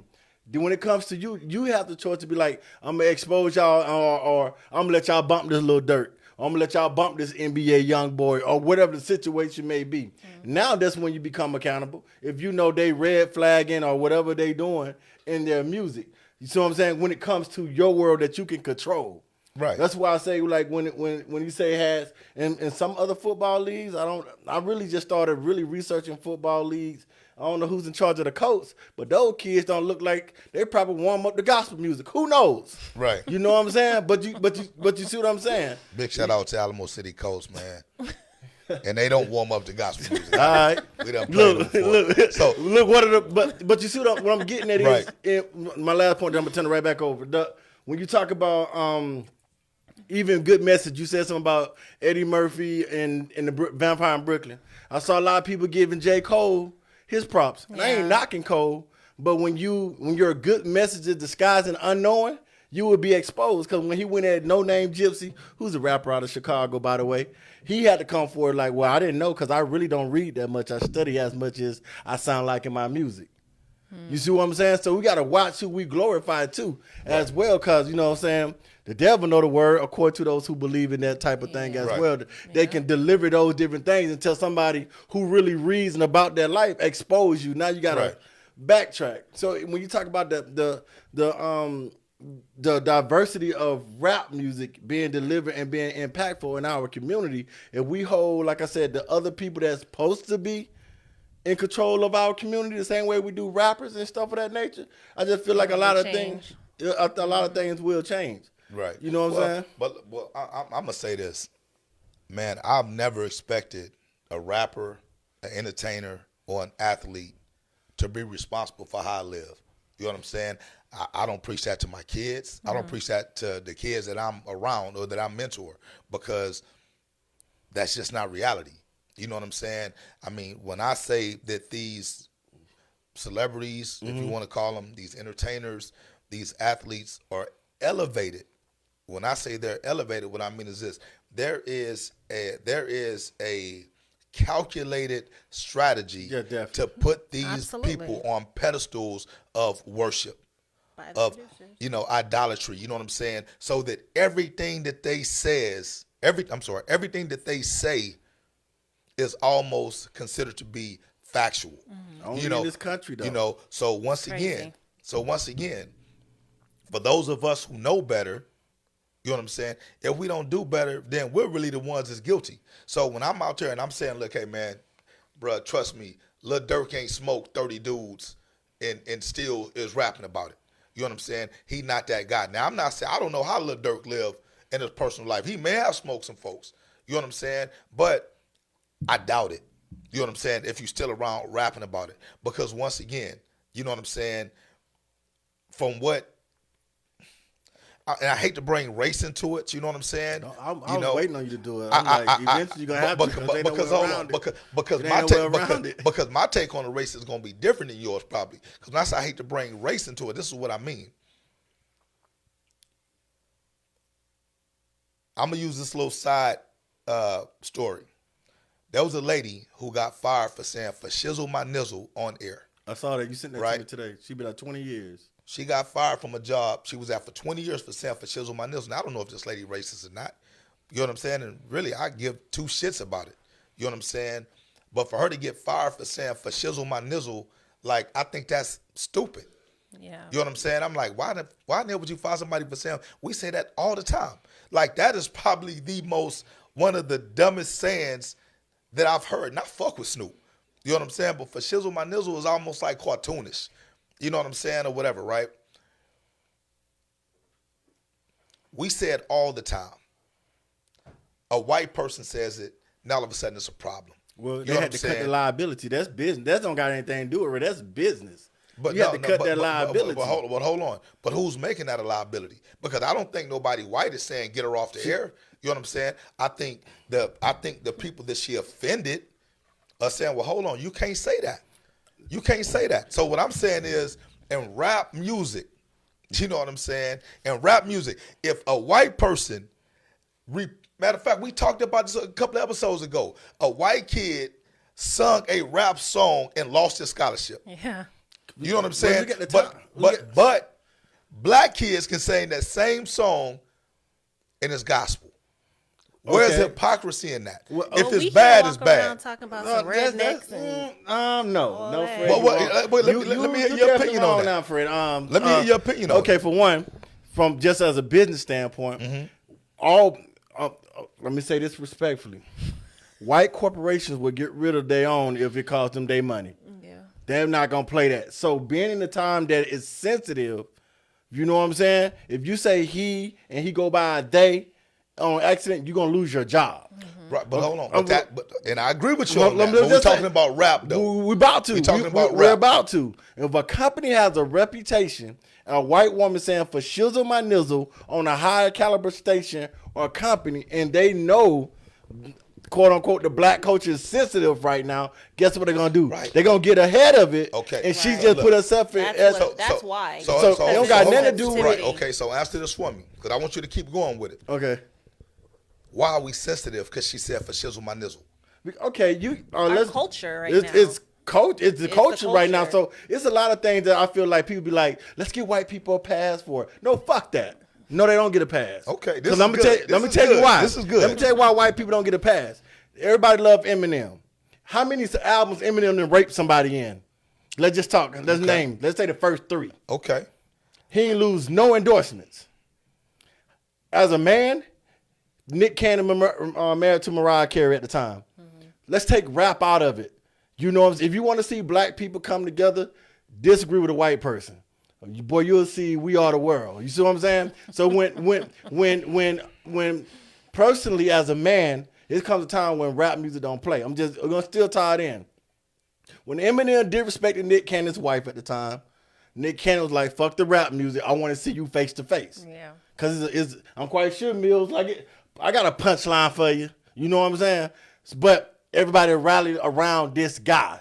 No, Nick, this is that. Even though as a man, you won't let nobody disrespect your wife, or girlfriend, or whatever situation, or man, it's 2023, whatever all the above is. Yeah. But however, this man was glorifying raping women on his album for 3 albums and et cetera, et cetera. He even saying black girls are dumb, black girls are bitches, this and this. Dr. Dre bought the music to keep it quiet so he can sign them everything. I'm else. loving this. Go ahead. Okay, but,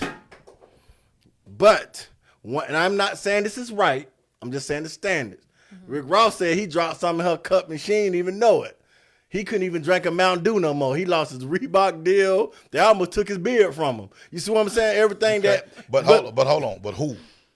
Who took that from him? The endorsement, the one Right. Kanye. Well, I don't got nothing Right. to do. So, But the corporation. But you see what I'm but saying, though. So those different standards when it comes to white and black. Okay. So on different levels. So this white lady probably was Martha Stewart. Therefore, shizzle my nizzle probably wouldn't affect her as much. Okay. You So see she's what? on there with. All right. So check it. All those are great points, but I'm finna destroy all of it. No, you ain't Fred. I'm finna destroy it. And You're, I'm gonna you're a football coach, bro. This is my arena. No, I'm finna tell you why. I'm Why? finna tell you why. Go ahead. You just said that Eminem should have been canceled for talking about raping black women, right? No, I didn't say black women. He was just saying rape. Raping women. Just raping women, yeah. period, right? Yeah. Rap artists talk about raping women all the time. You know what I'm saying? Rap. We don't listen to the same rap then, obviously. You know what I'm saying? You need We to don't- cancel it. we- Your we- rapper we don't- talking about we- raping people. we- You need to we don't- cancel it. okay. No, I'm talking about he talking about in the degree of him and Rick Ross both talked about raping a woman, drugging a woman, and actually them doing the act. This is not a story being Okay, told. so with Rick Ross, the outlash was with He lost- white he America, lost in- with yeah, his he- endorsements. yeah, he lost- How many black folks stopped listening to Rick Ross because of that? Not To this because- day, not because of many. that. Not many. Not because of many. that. Not many. Not many. So what that tells me is our culture will accept Rick Ross drugging the chick to get some ass. You know what I'm saying? But excuse But excuse what? Eminem for doing the same thing and bragging. But about hold it. on, how are you excusing it? Because you would be a complete hypocrite if I said, It hold happens. on, because you're black, you can rape somebody. But because if you're white, then that's a whole different story. Rape is rape at the end of the damn At the day. end of the- You know yes, what I'm it is, saying? but what I'm saying- So whether you're a white artist or you're a black artist, rape should be condemned, period. You know what I'm saying? So the fact that neither one of those guys got condemned for what they did points to the bigger issue when it comes to rap music. You know what I'm saying? Because Eminem went on there and talked about doing what he do, right? Rick Ross did the same damn thing. You know what I'm saying? He got some backlash from white America, but he got absolutely none. I ain't gonna say absolutely none. No, the black one was on his ass now. Maybe but not enough to where he catered to changing his music about us, because he looked at it just the same way that white America looks at it. Y'all don't have enough influence within your own music to change what we allow y'all to put out there. Hence brings me to my next point. You know what I'm saying? We've allowed artists to speak for us that don't speak for us. You know what I'm saying? Because if I can get up there and rap, nobody will buy my shit. You know why they wouldn't buy my shit? Because I'm gonna be the can't guy. rap? I can't rap. I really can't rap. You know what I'm saying? But then again, shit, these half the dudes who rap They now can't rap now. You know what I'm But, saying? Fred, But let me just make my last point. Okay, when go it ahead. comes to this. We expect You heard others. your conscience. We expect others to do what we won't do. Nobody in the rap community is willing to take that lead. When you said NWA allowed this song to be played, right? They let Eminem do all this. So Eminem has a boss, and his boss is Dr. Dre. You know what I'm saying? Jimmy so, Iovine, So, yeah. and Dr. Dre has a boss. You know what I'm saying? So when all this shit flows down the pipeline, those guys at the top who consider themselves to be elite, they make money. You think they give a damn about your kid? No, they don't. Look, and I'm being real. I don't give a No. damn if Dr. Dre is black or not. I don't give a damn if goddamn 50 Cent is black or not. You know what I'm saying? They don't live in black communities. No, You they- know what I'm saying? Right. You know, they don't, I don't care how much, they'll try to keep that hood credibility by saying, oh, I'm going to the hood, but they going heavily guarded. You know what I'm saying? They got a team of professionals who don't look like the dudes in the hood.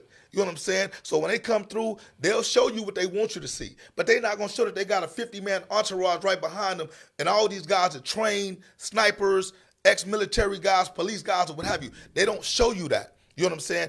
Instead, what they do is they give you a fake narrative. Man, I was going through the hood. We just sat up here and we dealt with the whole deal with Offset and Takeoff, Quavo and the Migos and all this stuff about checking in, all this other stuff or what have you. I'm not a big Charleston White fan, but I do agree with some of the stuff that he says. Yeah. Rappers make you check in, right? They don't make the white boys check in. You know what I'm saying? You ain't never heard of Lady Gaga checking in. You know what I'm saying? We expect our folks to do stuff. We expect other folks to do stuff for us that we won't do. That's a mentality that we got to get out of. You know what I'm saying? So when I look at rap music, I'm not worried about the record executive making the change. I'm worried about the artist making the change because the artist is a guy on the front line. So if the artist say, you know what, I may not make no money, but guess what? Your ass ain't gonna make no money either. You know what I'm saying? I'm gonna change from within. You ain't gonna have no choice to put out the type of music that we want to represent us. You know what I'm saying? Otherwise, you just stay a slave to the music. And that's why these guys don't own their masters. That's why they don't own their publishing. That's why they don't own their catalogs. You know what I'm saying? Because they put out what Other people. Yeah, and that say goes- put out. Now, last point, I'm gonna really leave it to this. No, said he'll the he'll last he'll he'll preacher. He'll I'm he'll on to something right No, now. he ain't. That- He- I'm look, on to look. something right Cut now. this short, I'm He on man. said the same thing. Go ahead. Listen, Go ahead with all your points. I'm on to something right now. I think he just said Right. what I'm saying. Just you want. I'm on to it's something your right show. now, It's right? your show. So You got it. check it. Yeah. Once again, I'm not a big Kanye fan. Mm-hmm. All right? I respect the dude as an artist and things of that nature. But Kanye said something that I found to be very profound.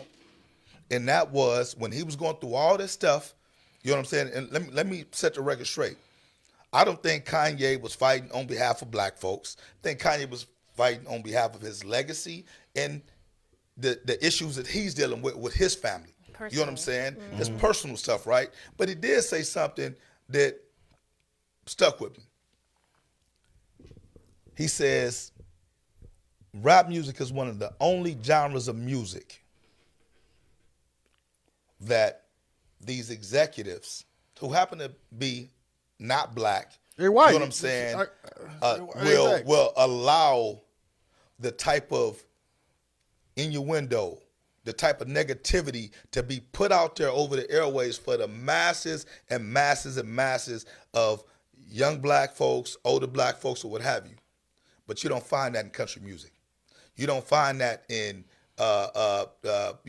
white R&B or whatever. You don't find that same disparaging music. You tell me one other genre of music that's self-deprecating like rap music.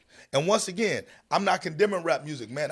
I listen to rap music all day, every day. So should we the- listen to country music? I'm about to say Practice? country music. They talk about cheating It- all yeah, the it's time. so- That's the infidelity now- capital now- of the now, world. Now hold on. Faith, Hold on. Toby, look, listen, Chris. Look, now, hold on. Do I need to go down and name the I'm list? gonna say this. I'm Now, talking- hold on. Now I gotta look. I Hold on. Has a country song ever made you cheat? No, Well, exactly. Pride. but Exactly. a rap Exactly. song or R&B song haven't either. No, I'm not saying we're not talking because But- look, because cheating is universal. Yeah, that's what I'm You saying. don't even but- need, even if but there was no you music moving ever the- invented. You moving the you gonna- goalpost, Fred. He No. moving the goalpost, No, man. even if no music was ever invented, I'm talking about Mills, he moving the I'm goalpost. talking about the self-destruction But Fred, the title of of an the show entire is culture. okay. The title of the show has rap culture impacted youth sports. At one point, we're gonna have to blame the culture that hired people to be leaders. Cause if you can't protect these youth, Who hired them? I'm just saying, we talking about don't you got coaches? Yeah, Are they just volunteers? that is, I mean they don't get paid. But what I'm saying, Oh, you hire, talking but they about put in the positions. coaches. They put in positions though. You trust their Yes. leadership to put them in He- positions. yeah, So, he what- hired- yes. so what I'm Yeah. saying, I'm not now. By the way, you know what I'm saying, for the Outlaws and stuff, and whoever else. I don't even know none of these little league teams, but when I say you, I'm talking general as Right, position right. leaders. We can't. That's out when you can't save everybody. Right. Just like rap music ain't gonna affect everybody, but it does come a time and point. And even if you're a church going man, you know, even in church sometimes, right? I used to go to church. Oh, me man. too. Pastor I went Marshall, one what's up, time. man? Once you Shouts out to see him, he's McIntyre. never gonna leave. Hey, just real quick, because I don't want to lose. Do we need to do that thing so the thing won't go? Remember the last time we don't move it? Yeah, Jay is Jay on Jay's in Jay charge got over it. there. Okay, I just want to make sure. Ooh, come okay. back. Okay. So I think he did that so he did can that snug it on out. No, He old man, school now. He no. a player. I try to move the needle a little bit. You want to That's let me off lose my the game. thought. So You want me to make look. You want me to lose my Look. thought? Go ahead, Fred. Listen, man, I have to reiterate this. I You know what I'm think you need saying? to goalpost, I though. am a fan of rap music as a 48-year-old man. I know the difference. See, I can listen to. You're not influential. But But what- the kids It don't influence me no more. But what I'm Kids are. okay, You but know, what rap I'm saying music is don't though, influence me no more, not one bit, because I know reality of it. You know what I'm saying? But when I was a young guy, you know what I'm saying? Guess what? I did think I needed to walk around. You know, when I listened to NWA, I listened to all those guys. You know what I'm saying? Never leave without packing a gun. gun. Like that's what we felt back then. You know what I'm saying? Hey man, jumping on dudes. You know, hey, he finna run. Hey man, we got to get him. You know what I'm saying? Because that's the music that we listen to. Although our parents said, hey, man, that's not the way to live. You know what I'm saying? It wasn't like that our parents didn't raise us the right way. There's still external forces out there that we gravitate to. Which I you know get what I'm that. saying? I get so that. so my whole It's point is this. And I'm not looking for a perfect world. I'm not looking for Yeah, of course. utopia. I'm not saying that, you know, without rap music, the world would be perfect. I'm not saying that by any stretch of the imagination. What I am saying is this. At some point in time, just own up to the responsibility that you have as an artist, the same way that I own up to the responsibility that I have as a president and as a coach. And once again, we can't save everybody. You know what I'm saying? But if I intentionally put out a narrative that said, hey, man, it's okay for my coaches to fight each other in front of the kids. It's okay for my coaches to curse out kids. And it's okay for my coaches to sit around here and bring guns and stuff to practice. Eventually, you know, you would agree that that's going to trickle down to the kids, where the kids are saying, well, damn, if Coach Fred come out here with his gun. But you saying the same thing I'm saying. Like we quick to be like society, right? Even with myself, like it comes a time where we got to stop saying the white man did this or the white woman is this. When truthfully, a lot of the time we are committing a culture genocide. We're our own oppressors. You know what I'm saying? We're committing a culture genocide. You know what I'm saying? So now, and I said this on my show, Fred got, you know, he was like, he came in and they talk about, he like, Cedric said, F the police and this and that. You know why? Because I don't see color. And that comes from an experience of me being in the U.S. Army as an infantryman, recon sniper. Thank you for your services. Thank you. It ain't the fact that Cedric messed up. The platoon messed up. The battalion messed up. Anybody that's in the service understand it ain't a scene. That person may got a DUI, but guess what? By the time they get back to first sergeant, first platoon ate up, and you can have 61 sober people. And you see what I'm saying? So when I talk about the police, I don't see color, race, gender. I see uniform, badge, and your job to protect. Because I had to police the world. That's one, right? Right. So when I say these different things, I'm going to show what hip-hop is like when it comes to certain things. With this group and that group. When white police officers messed up, you see the marches. You see everything go on. You see the whole nine. You speaking my language now. But I'm saying, but in my personal vendetta is when these black cops did the same thing, What was outraged? it wasn't no Black Lives Matter. Al Sharpton skinny ass went nowhere around. Skinny No, big ass head. you know what I'm saying? I'm just saying, like, so that's what you see what I mean. So We have to take you have to take responsibility. So for in our your own. case, when you talk about has football, rap music affected the youth sport culture, yes, it's a little sprinkle in there, right? But when an athlete knows how much you care, not care how much you knows, the impact is different. Right. Yeah. Jeezy can't say enough. T.I. can't say enough. NBA YoungBoy can't say enough. It can't say enough. Okay. The versus where a person that can control. I'm about to trade places back with you, Mill. If an athlete knows what? How much you care, knows how much you care instead of knowing how much. Dang. Care Said it how can much about you There how we much go. you know. I Yeah. love that saying. Yeah, but that's a great saying. You know what I'm saying? But But you can't say that, Fred. Okay, I didn't watch Too y'all much for. stock I- into these Yeah, celebrities. look, No, okay, let me say this. no. No, it ain't the Look, stop, no. but I've been watching y'all on episode 9 or 10 right Right. now, right? So this is where I'm saying I done heard the unspoken accolades. I've been behind the scenes and different things of that nature. Now, let me ask you this. I don't know none of the players' name, but I'm just gonna say just somebody ran. Let's just say goddamn Cody Johnson knows that you are the plug to where he's at now, to college. I'm talking about top elite college, to guarantee you're gonna get a chance in the combine. He knows this, right? right. And his favorite rapper is fucking who's hot now? NBA YoungBoy or one of the whoever. Who you think gonna have more influence in that culture? The rap music that is being put out that he love, or the person that gonna get him from point A Hey, to once again, I love it. Fred, you. I love it. I'm I out love of it. here. No, Thank you. I'm out of here. Listen, So- no, I'm telling you. Let me answer the question. Okay, go ahead. Because what you're telling me is this, okay? No, And answer the question. and it's correct. Well, no, I'm gonna tell you. I think the coach should have more influence on that whatever decision that kid is making. Yeah. But you know who has even more influence on that kid? The parents. His parents. So when you sit up there and we say, okay, we must have some horrible parents then who don't have no influence on their kids, because I can tell you right now, the same way that I talk here is how I parent. You know what I'm saying? Like it's no contradiction in how I parent. Yeah, definitely. I don't allow, my kids to do certain things. I don't allow my kids to listen to certain stuff, you know what I'm saying, without me being present. I'm not gonna like, man, this is real shit. Let me just admit, it's real shit. Yeah. They sent home a permission slip for my son, my 9-year-old son, to look at a video on fucking puberty. My son is 9. Nigga, I'm rejecting that. I looked at the video first. Let me pull this up on YouTube. And they showing, I'm like, nah, man, my son don't need to see that. You know what I'm saying? Because I don't think it's appropriate. You know what I'm saying? My whole point being is this. You have some parents out there that try their hardest to be the biggest influencer when it comes to their kids that fail, right? You know why? Because the parent is not on billboards.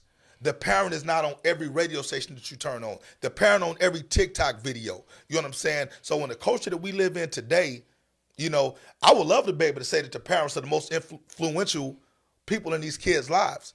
But y'all as parents know that that's not the case, because if you're the most influential kid, if you're the most influential person in your kid's life, man, I'm gonna give a big round of applause to you. You know what I'm saying? Because we all know as parents, at some point in time during our kids' life, they start to look for their own influences. You know what I'm saying? Oh, they don't absolutely. always listen to what we say. Of You know what I'm course. saying? I'm not- So Absolutely. if we're telling our kids, hey man, you know what? I know every last one of us as parents had the conversation with our kids.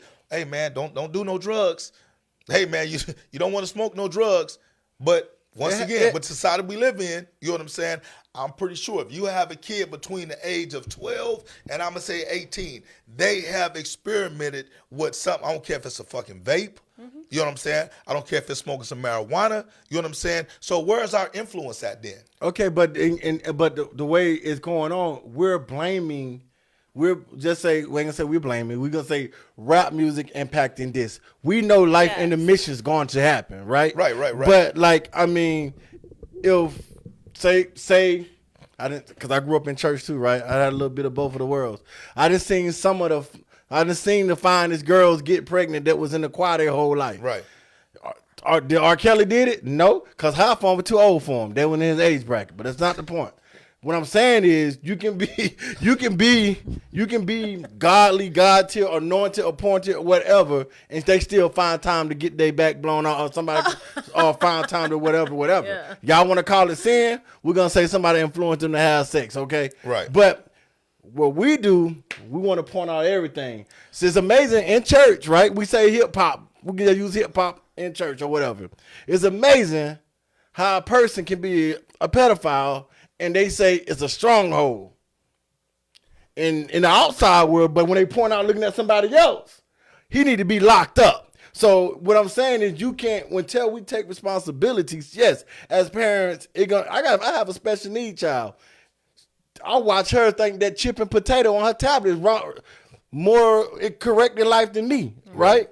So I'm like, okay, I understand that, but what I'm not gonna do though is at the shortcomings of things and be like, oh, their damn. fault. Well, see, that's what I'm saying. Well, hopefully I'm not coming across that way, because I'm the thing Yes, that I've you been. are. That's what I'm saying. Listen. Yes. The thing that I've been preaching the whole time is responsibility and accountability. You know what I'm saying? Yeah. I've also said that we look for people outside to do that for us. What I'm saying is this.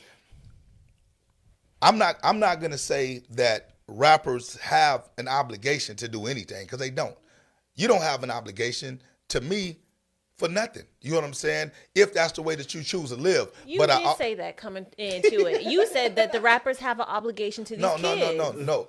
I feel they have an obligation. Okay. Because they have a platform. You know what I'm saying? The same way I said on a couple of shows before that you're a role model whether you choose to be a role model or not. You just be a bad role model. You know what I'm saying? So what I'm saying is, I don't think that rappers have to accept the responsibility. A lot of them can't, though, Fred. What about to them say people? that they have no responsibility, you know what I'm saying? When you're putting stuff out there for the masses, you live a public life. Right. You know what I'm saying? You know that the majority of stuff you do is going to be magnified and glorified and glamorized. You know what I'm saying? Okay. So when I say this, when I say as a parent, if I go out there and say, hey son, hey man, don't smoke weed.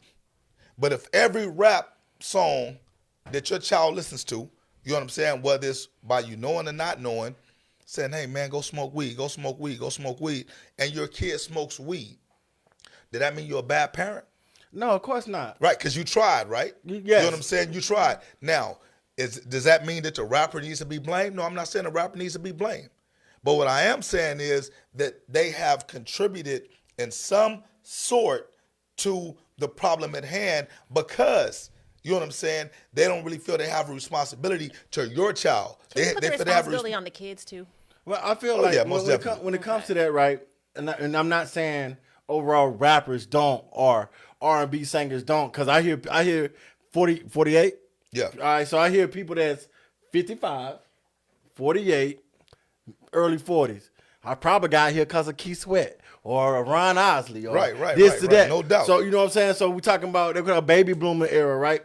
So the same people ridicule, they selling drugs because of this and selling drugs because of this or doing that. Because let's be honest, the same stuff that they're talking about now, y'all was talking about it back then, just a different way. Yeah, Well, most definitely. So like, but what I'm saying, like, when it comes to that, for all I'm simply saying is, like, I guarantee your neighborhood OG that probably look like the song have more influence on that person in the neighborhood than a rap song do.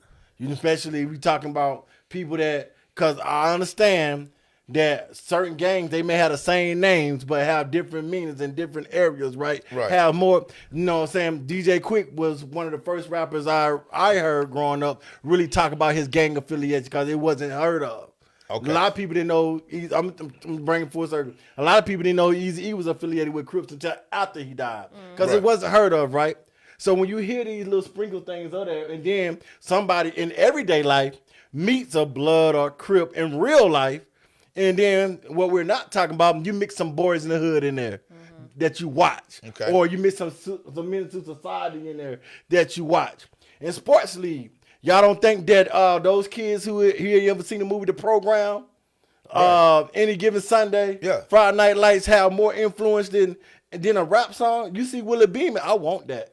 Deion Sanders come out, Is It the Money? These different things that we can point out when you got rock stars that live in this life that don't even rap or sing. Right. Okay. So once again, just so that it's clear, Fred. I'm strictly talking about those that glamorize the negativity and make it seem like the negative shit is the good shit. You know what I'm saying? That's what I mean. Because we know as parents, you know, like I said, when we weren't parents, we didn't have the knowledge. We didn't have the wisdom. You know, we did what kids were supposed to do. And that's honestly, most of them disobedient. We want to learn ourselves. You know what I'm saying? My mom used to always say, a hard head make a soft ass. Yeah, You know what I'm saying? So basically, go ahead and try it your way and tell me how that work out for you. You know what I'm saying, or whatever. But we also live in an era to where our parents wasn't saving us left and right. If my little ass went to jail when I was a kid, guess where the fuck I'm gonna stay at? In jail. jail. Yeah. I'm gonna learn my lesson. You know what I'm saying? Nowadays, the whole thing is this: You go to jail, you sell more records. The kids glorified. it's glorified. You know what I'm saying? They are put on higher pedestals for the dumb shit that they do. You know what I'm saying? And it only brings more attention to it. Ain't it? Like, I mean, it ain't never struck y'all as odd that a rapper can go to jail and all of a sudden become a, you know, all of a sudden he's a household name now? Why? Well, I understand. Why? Because When he come out, you know what he gonna glorify? Man, I was locked up, man. I put it down for this. I put it down for that. You know, I'm sounding like white people. And shit. But Fred's records coming out. He definitely not a rapper. You was a running back. But okay, even with that, and I'm gonna cut you off. Even with that, we talk about. You said it earlier. They don't own their masters. They don't own their catalogs. They don't own these different things. So once you got the strings attached to you, puppet, regardless of where, because you still got to make that money back. Yeah. Like forever, cigarette company targeted black culture. You see what I'm saying? So when it comes to you talking about these different things of that nature, these are people that are being controlled. Yeah. Then once again, that's why I say when you in control of a narrative, you can either welcome that in or block that to a certain extent, what you can control. Because you ain't gonna let no bullshit happen with inside the Outlaws. You're not gonna have But there's a concentrated effort not to let that kind of stuff happen. I I don't just sit by passively and say, well, I hope it don't happen. Yeah, of You know course. what I'm saying, but There's you stuff put said in to keep place saying because you are making it. You are putting the effort in. Because, I mean, truthfully, we are in a generation right now where the grandmother, the mother, and the daughter, you'll catch them at Bentley's together. right. The grandmother. They ain't gonna be a Bob though. They'll be a Bentley though. You know what I'm saying? So you did we have a don't allow mother-daughter. You had a mother-daughter Bruh, situation. No, but not your at grandmama Vibe. though. You know, and the and grandmama one wasn't of there. Yes, my and the shows grandma. at the Vibe, it was a generation Yes, at the they table. was there. But, Yes. hey, but you got a good show though. Yes. Yeah, of course. You got a family oriented show, so we encourage that. But what I'm saying though, this whole generation in there, they were doing trail They're ride getting dances to younger, juvenile. yeah. So what I'm saying is, Younger, grandma used to younger, have a younger. role, mom used to have a role, daughter have a role. Now, grandmother and grandma got first verse of NBA YoungBoy. The mama gonna do the verse, and the daughter gonna do the bridge. Right. So And they will twist their fingers at you together. You be like, wait a minute. Yeah. So it's a different time. What I'm saying is we let the television. That's the era that we in right now. Right. And so we in a lack of like you said, a lack of accountability, a lack of responsibility. You know what I'm saying? That's going with organizations, youth groups, and everything else. You know what I'm saying? churches as well, because of the fact that everybody think, oh, we gotta understand how they learn. Just because you understand how a person learn doesn't mean you gotta compromise who you are. And that's what's going on with this generation. And if it is impacting youth sports, youth ministry, youth whatever, then somebody not only trying to learn how they do them, but they compromise their standard and who they are. So in Tori, conclusion, we want to hear from you. No. well, no, that's you heard from me. I agree. I'm gonna get our meals Yeah, ready. Look, meals no, ready. so Show we- over. Hey, yeah, I was gonna Mills, say, Mills we- just over there. Hey, listen. we Oh, have man, look, you completely wanna- gone over our time. Like in conclusion, I've seen it.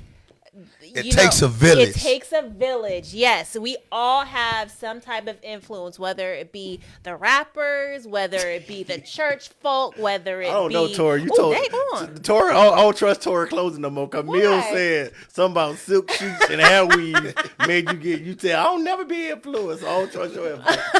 Somebody else give me a closing. Okay, I told you. I forgot about that. Fred, give me a closing. Hey, You Look have at to- hey, we got you. Mills like, oh, you gonna tell that lie?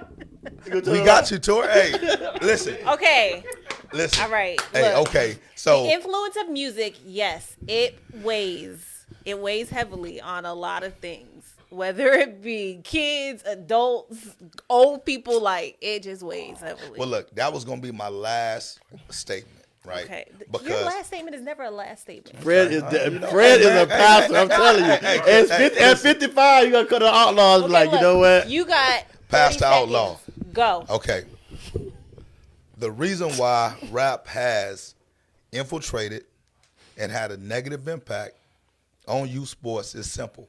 A lot of these parents subscribe to that lifestyle, right? So they're basically pushing down the narrative that they've been putting their head down to their kids, right? So we spent the majority of the show talking about parents that don't subscribe to the lifestyle and how it's impacted their kids. Now we're gonna shift gears a little bit, just so that y'all understand exactly where I'm coming from.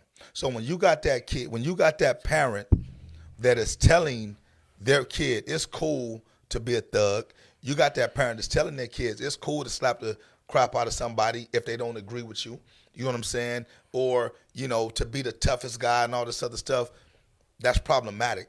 You know what I'm saying? Now, once again, in no way, shape, form, or fashion will I ever, ever, ever expect somebody to have more influence Then a on parent. my child Yes. than I have. You know what I'm saying? I The agree. same, but that's the same way that I don't expect politicians to do more for my kids than I do. I don't expect this school to teach my kids more than I teach them. You know what I'm saying? I don't expect anyone outside of myself to do more than what I do when it comes to my kids, but I do expect them to play their role in my child's life because once again, it does take a village. Well, you know I what I'm do saying? expect the schools to teach their kids more, Well, I 'cause mean, I don't. well, you ain't gonna teach your own kids. I can't. The stuff that these kids are learning and Mills. how they're learning. I was counting in my Mills. head when you gonna say Mills. Oh Lord. I can't do half the math that they're doing now. Well, that's advanced AP. That math been around since early 2000, Okay, late 99. I'm sorry. I when digress. When Cash Money Let's took move- over. Okay, so that was Don't put it 45 in comparison, seconds. though. These organizations putting these volunteers that live in that rapping lifestyle. Okay, so and putting these kids- right. So what Mill's saying is the organizations that allow these coaches and these volunteers To to be infiltrate placed in front of the their kids. kids that still live this particular lifestyle. Now, once again, man, I'm not condoning a particular lifestyle. You know what I'm saying? If you live that thug lifestyle and that's great for you. Just don't bring that shit around no kids because it's not positive for them. Give those kids an opportunity to do something different because I don't think there's anyone that would agree that running from cops, selling drugs, you know what I'm saying? All the sexual type stuff of course. is appropriate for kids. It's Now not. that may be appropriate for us as adults.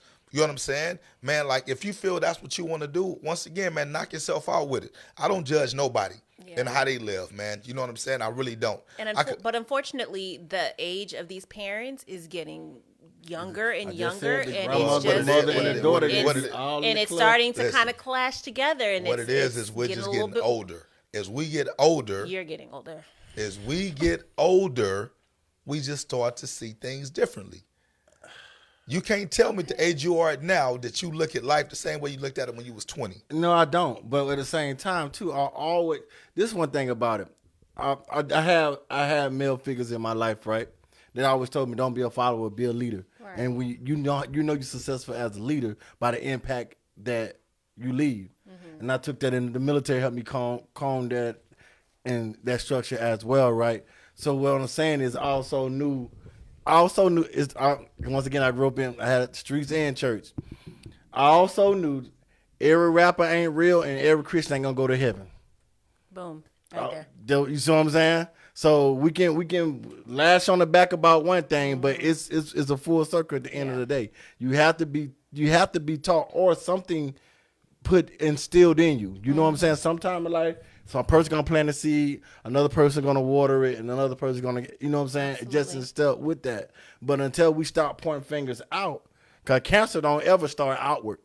It starts inside. Yeah. Cancer is a parasite.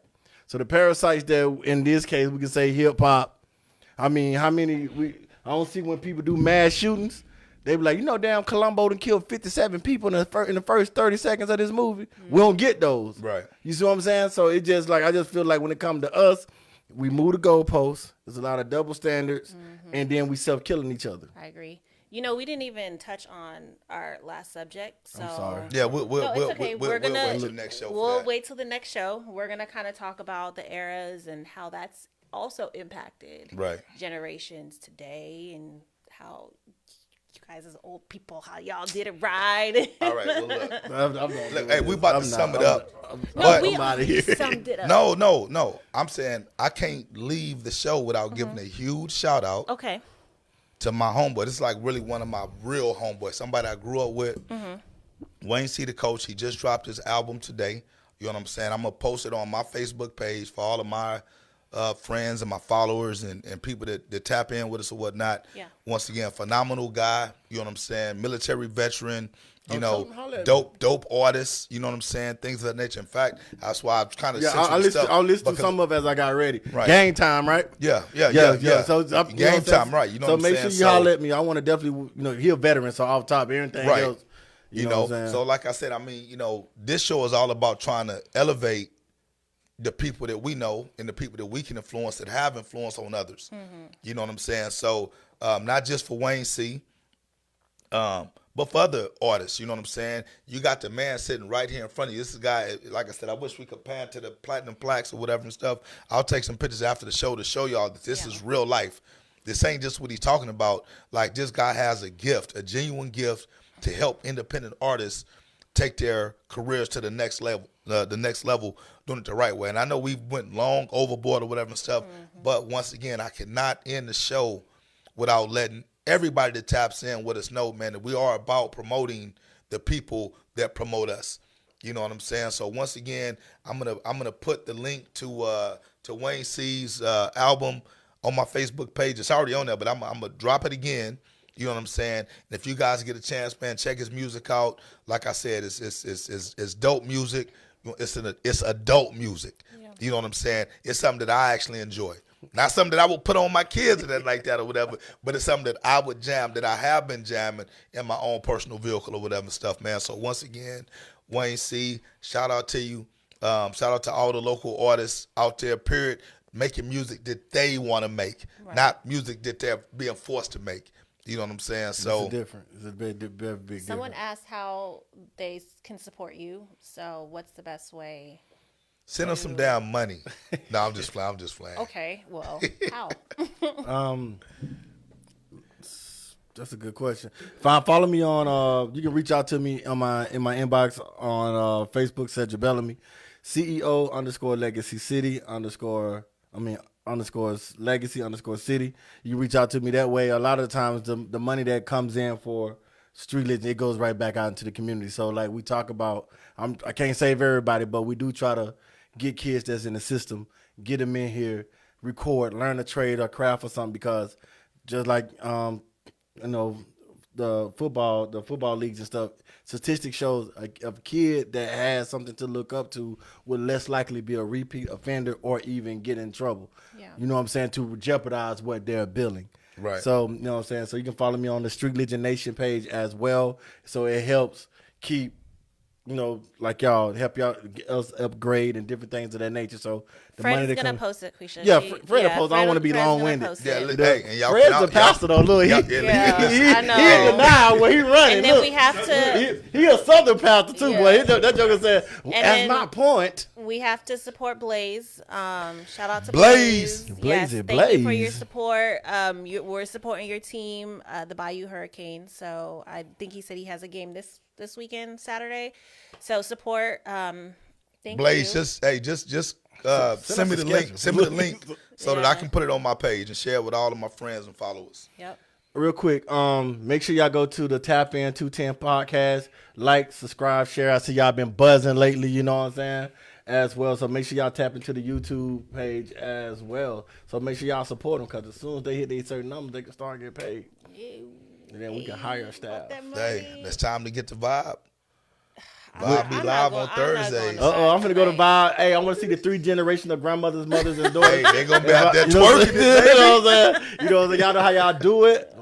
Yeah. So thank you, Brian, for joining us, and Marika, feel better if you're still watching, and Fred, see y'all have a good weekend. Everybody have a good weekend. Join us next Thursday. We got some more stuff coming. All right.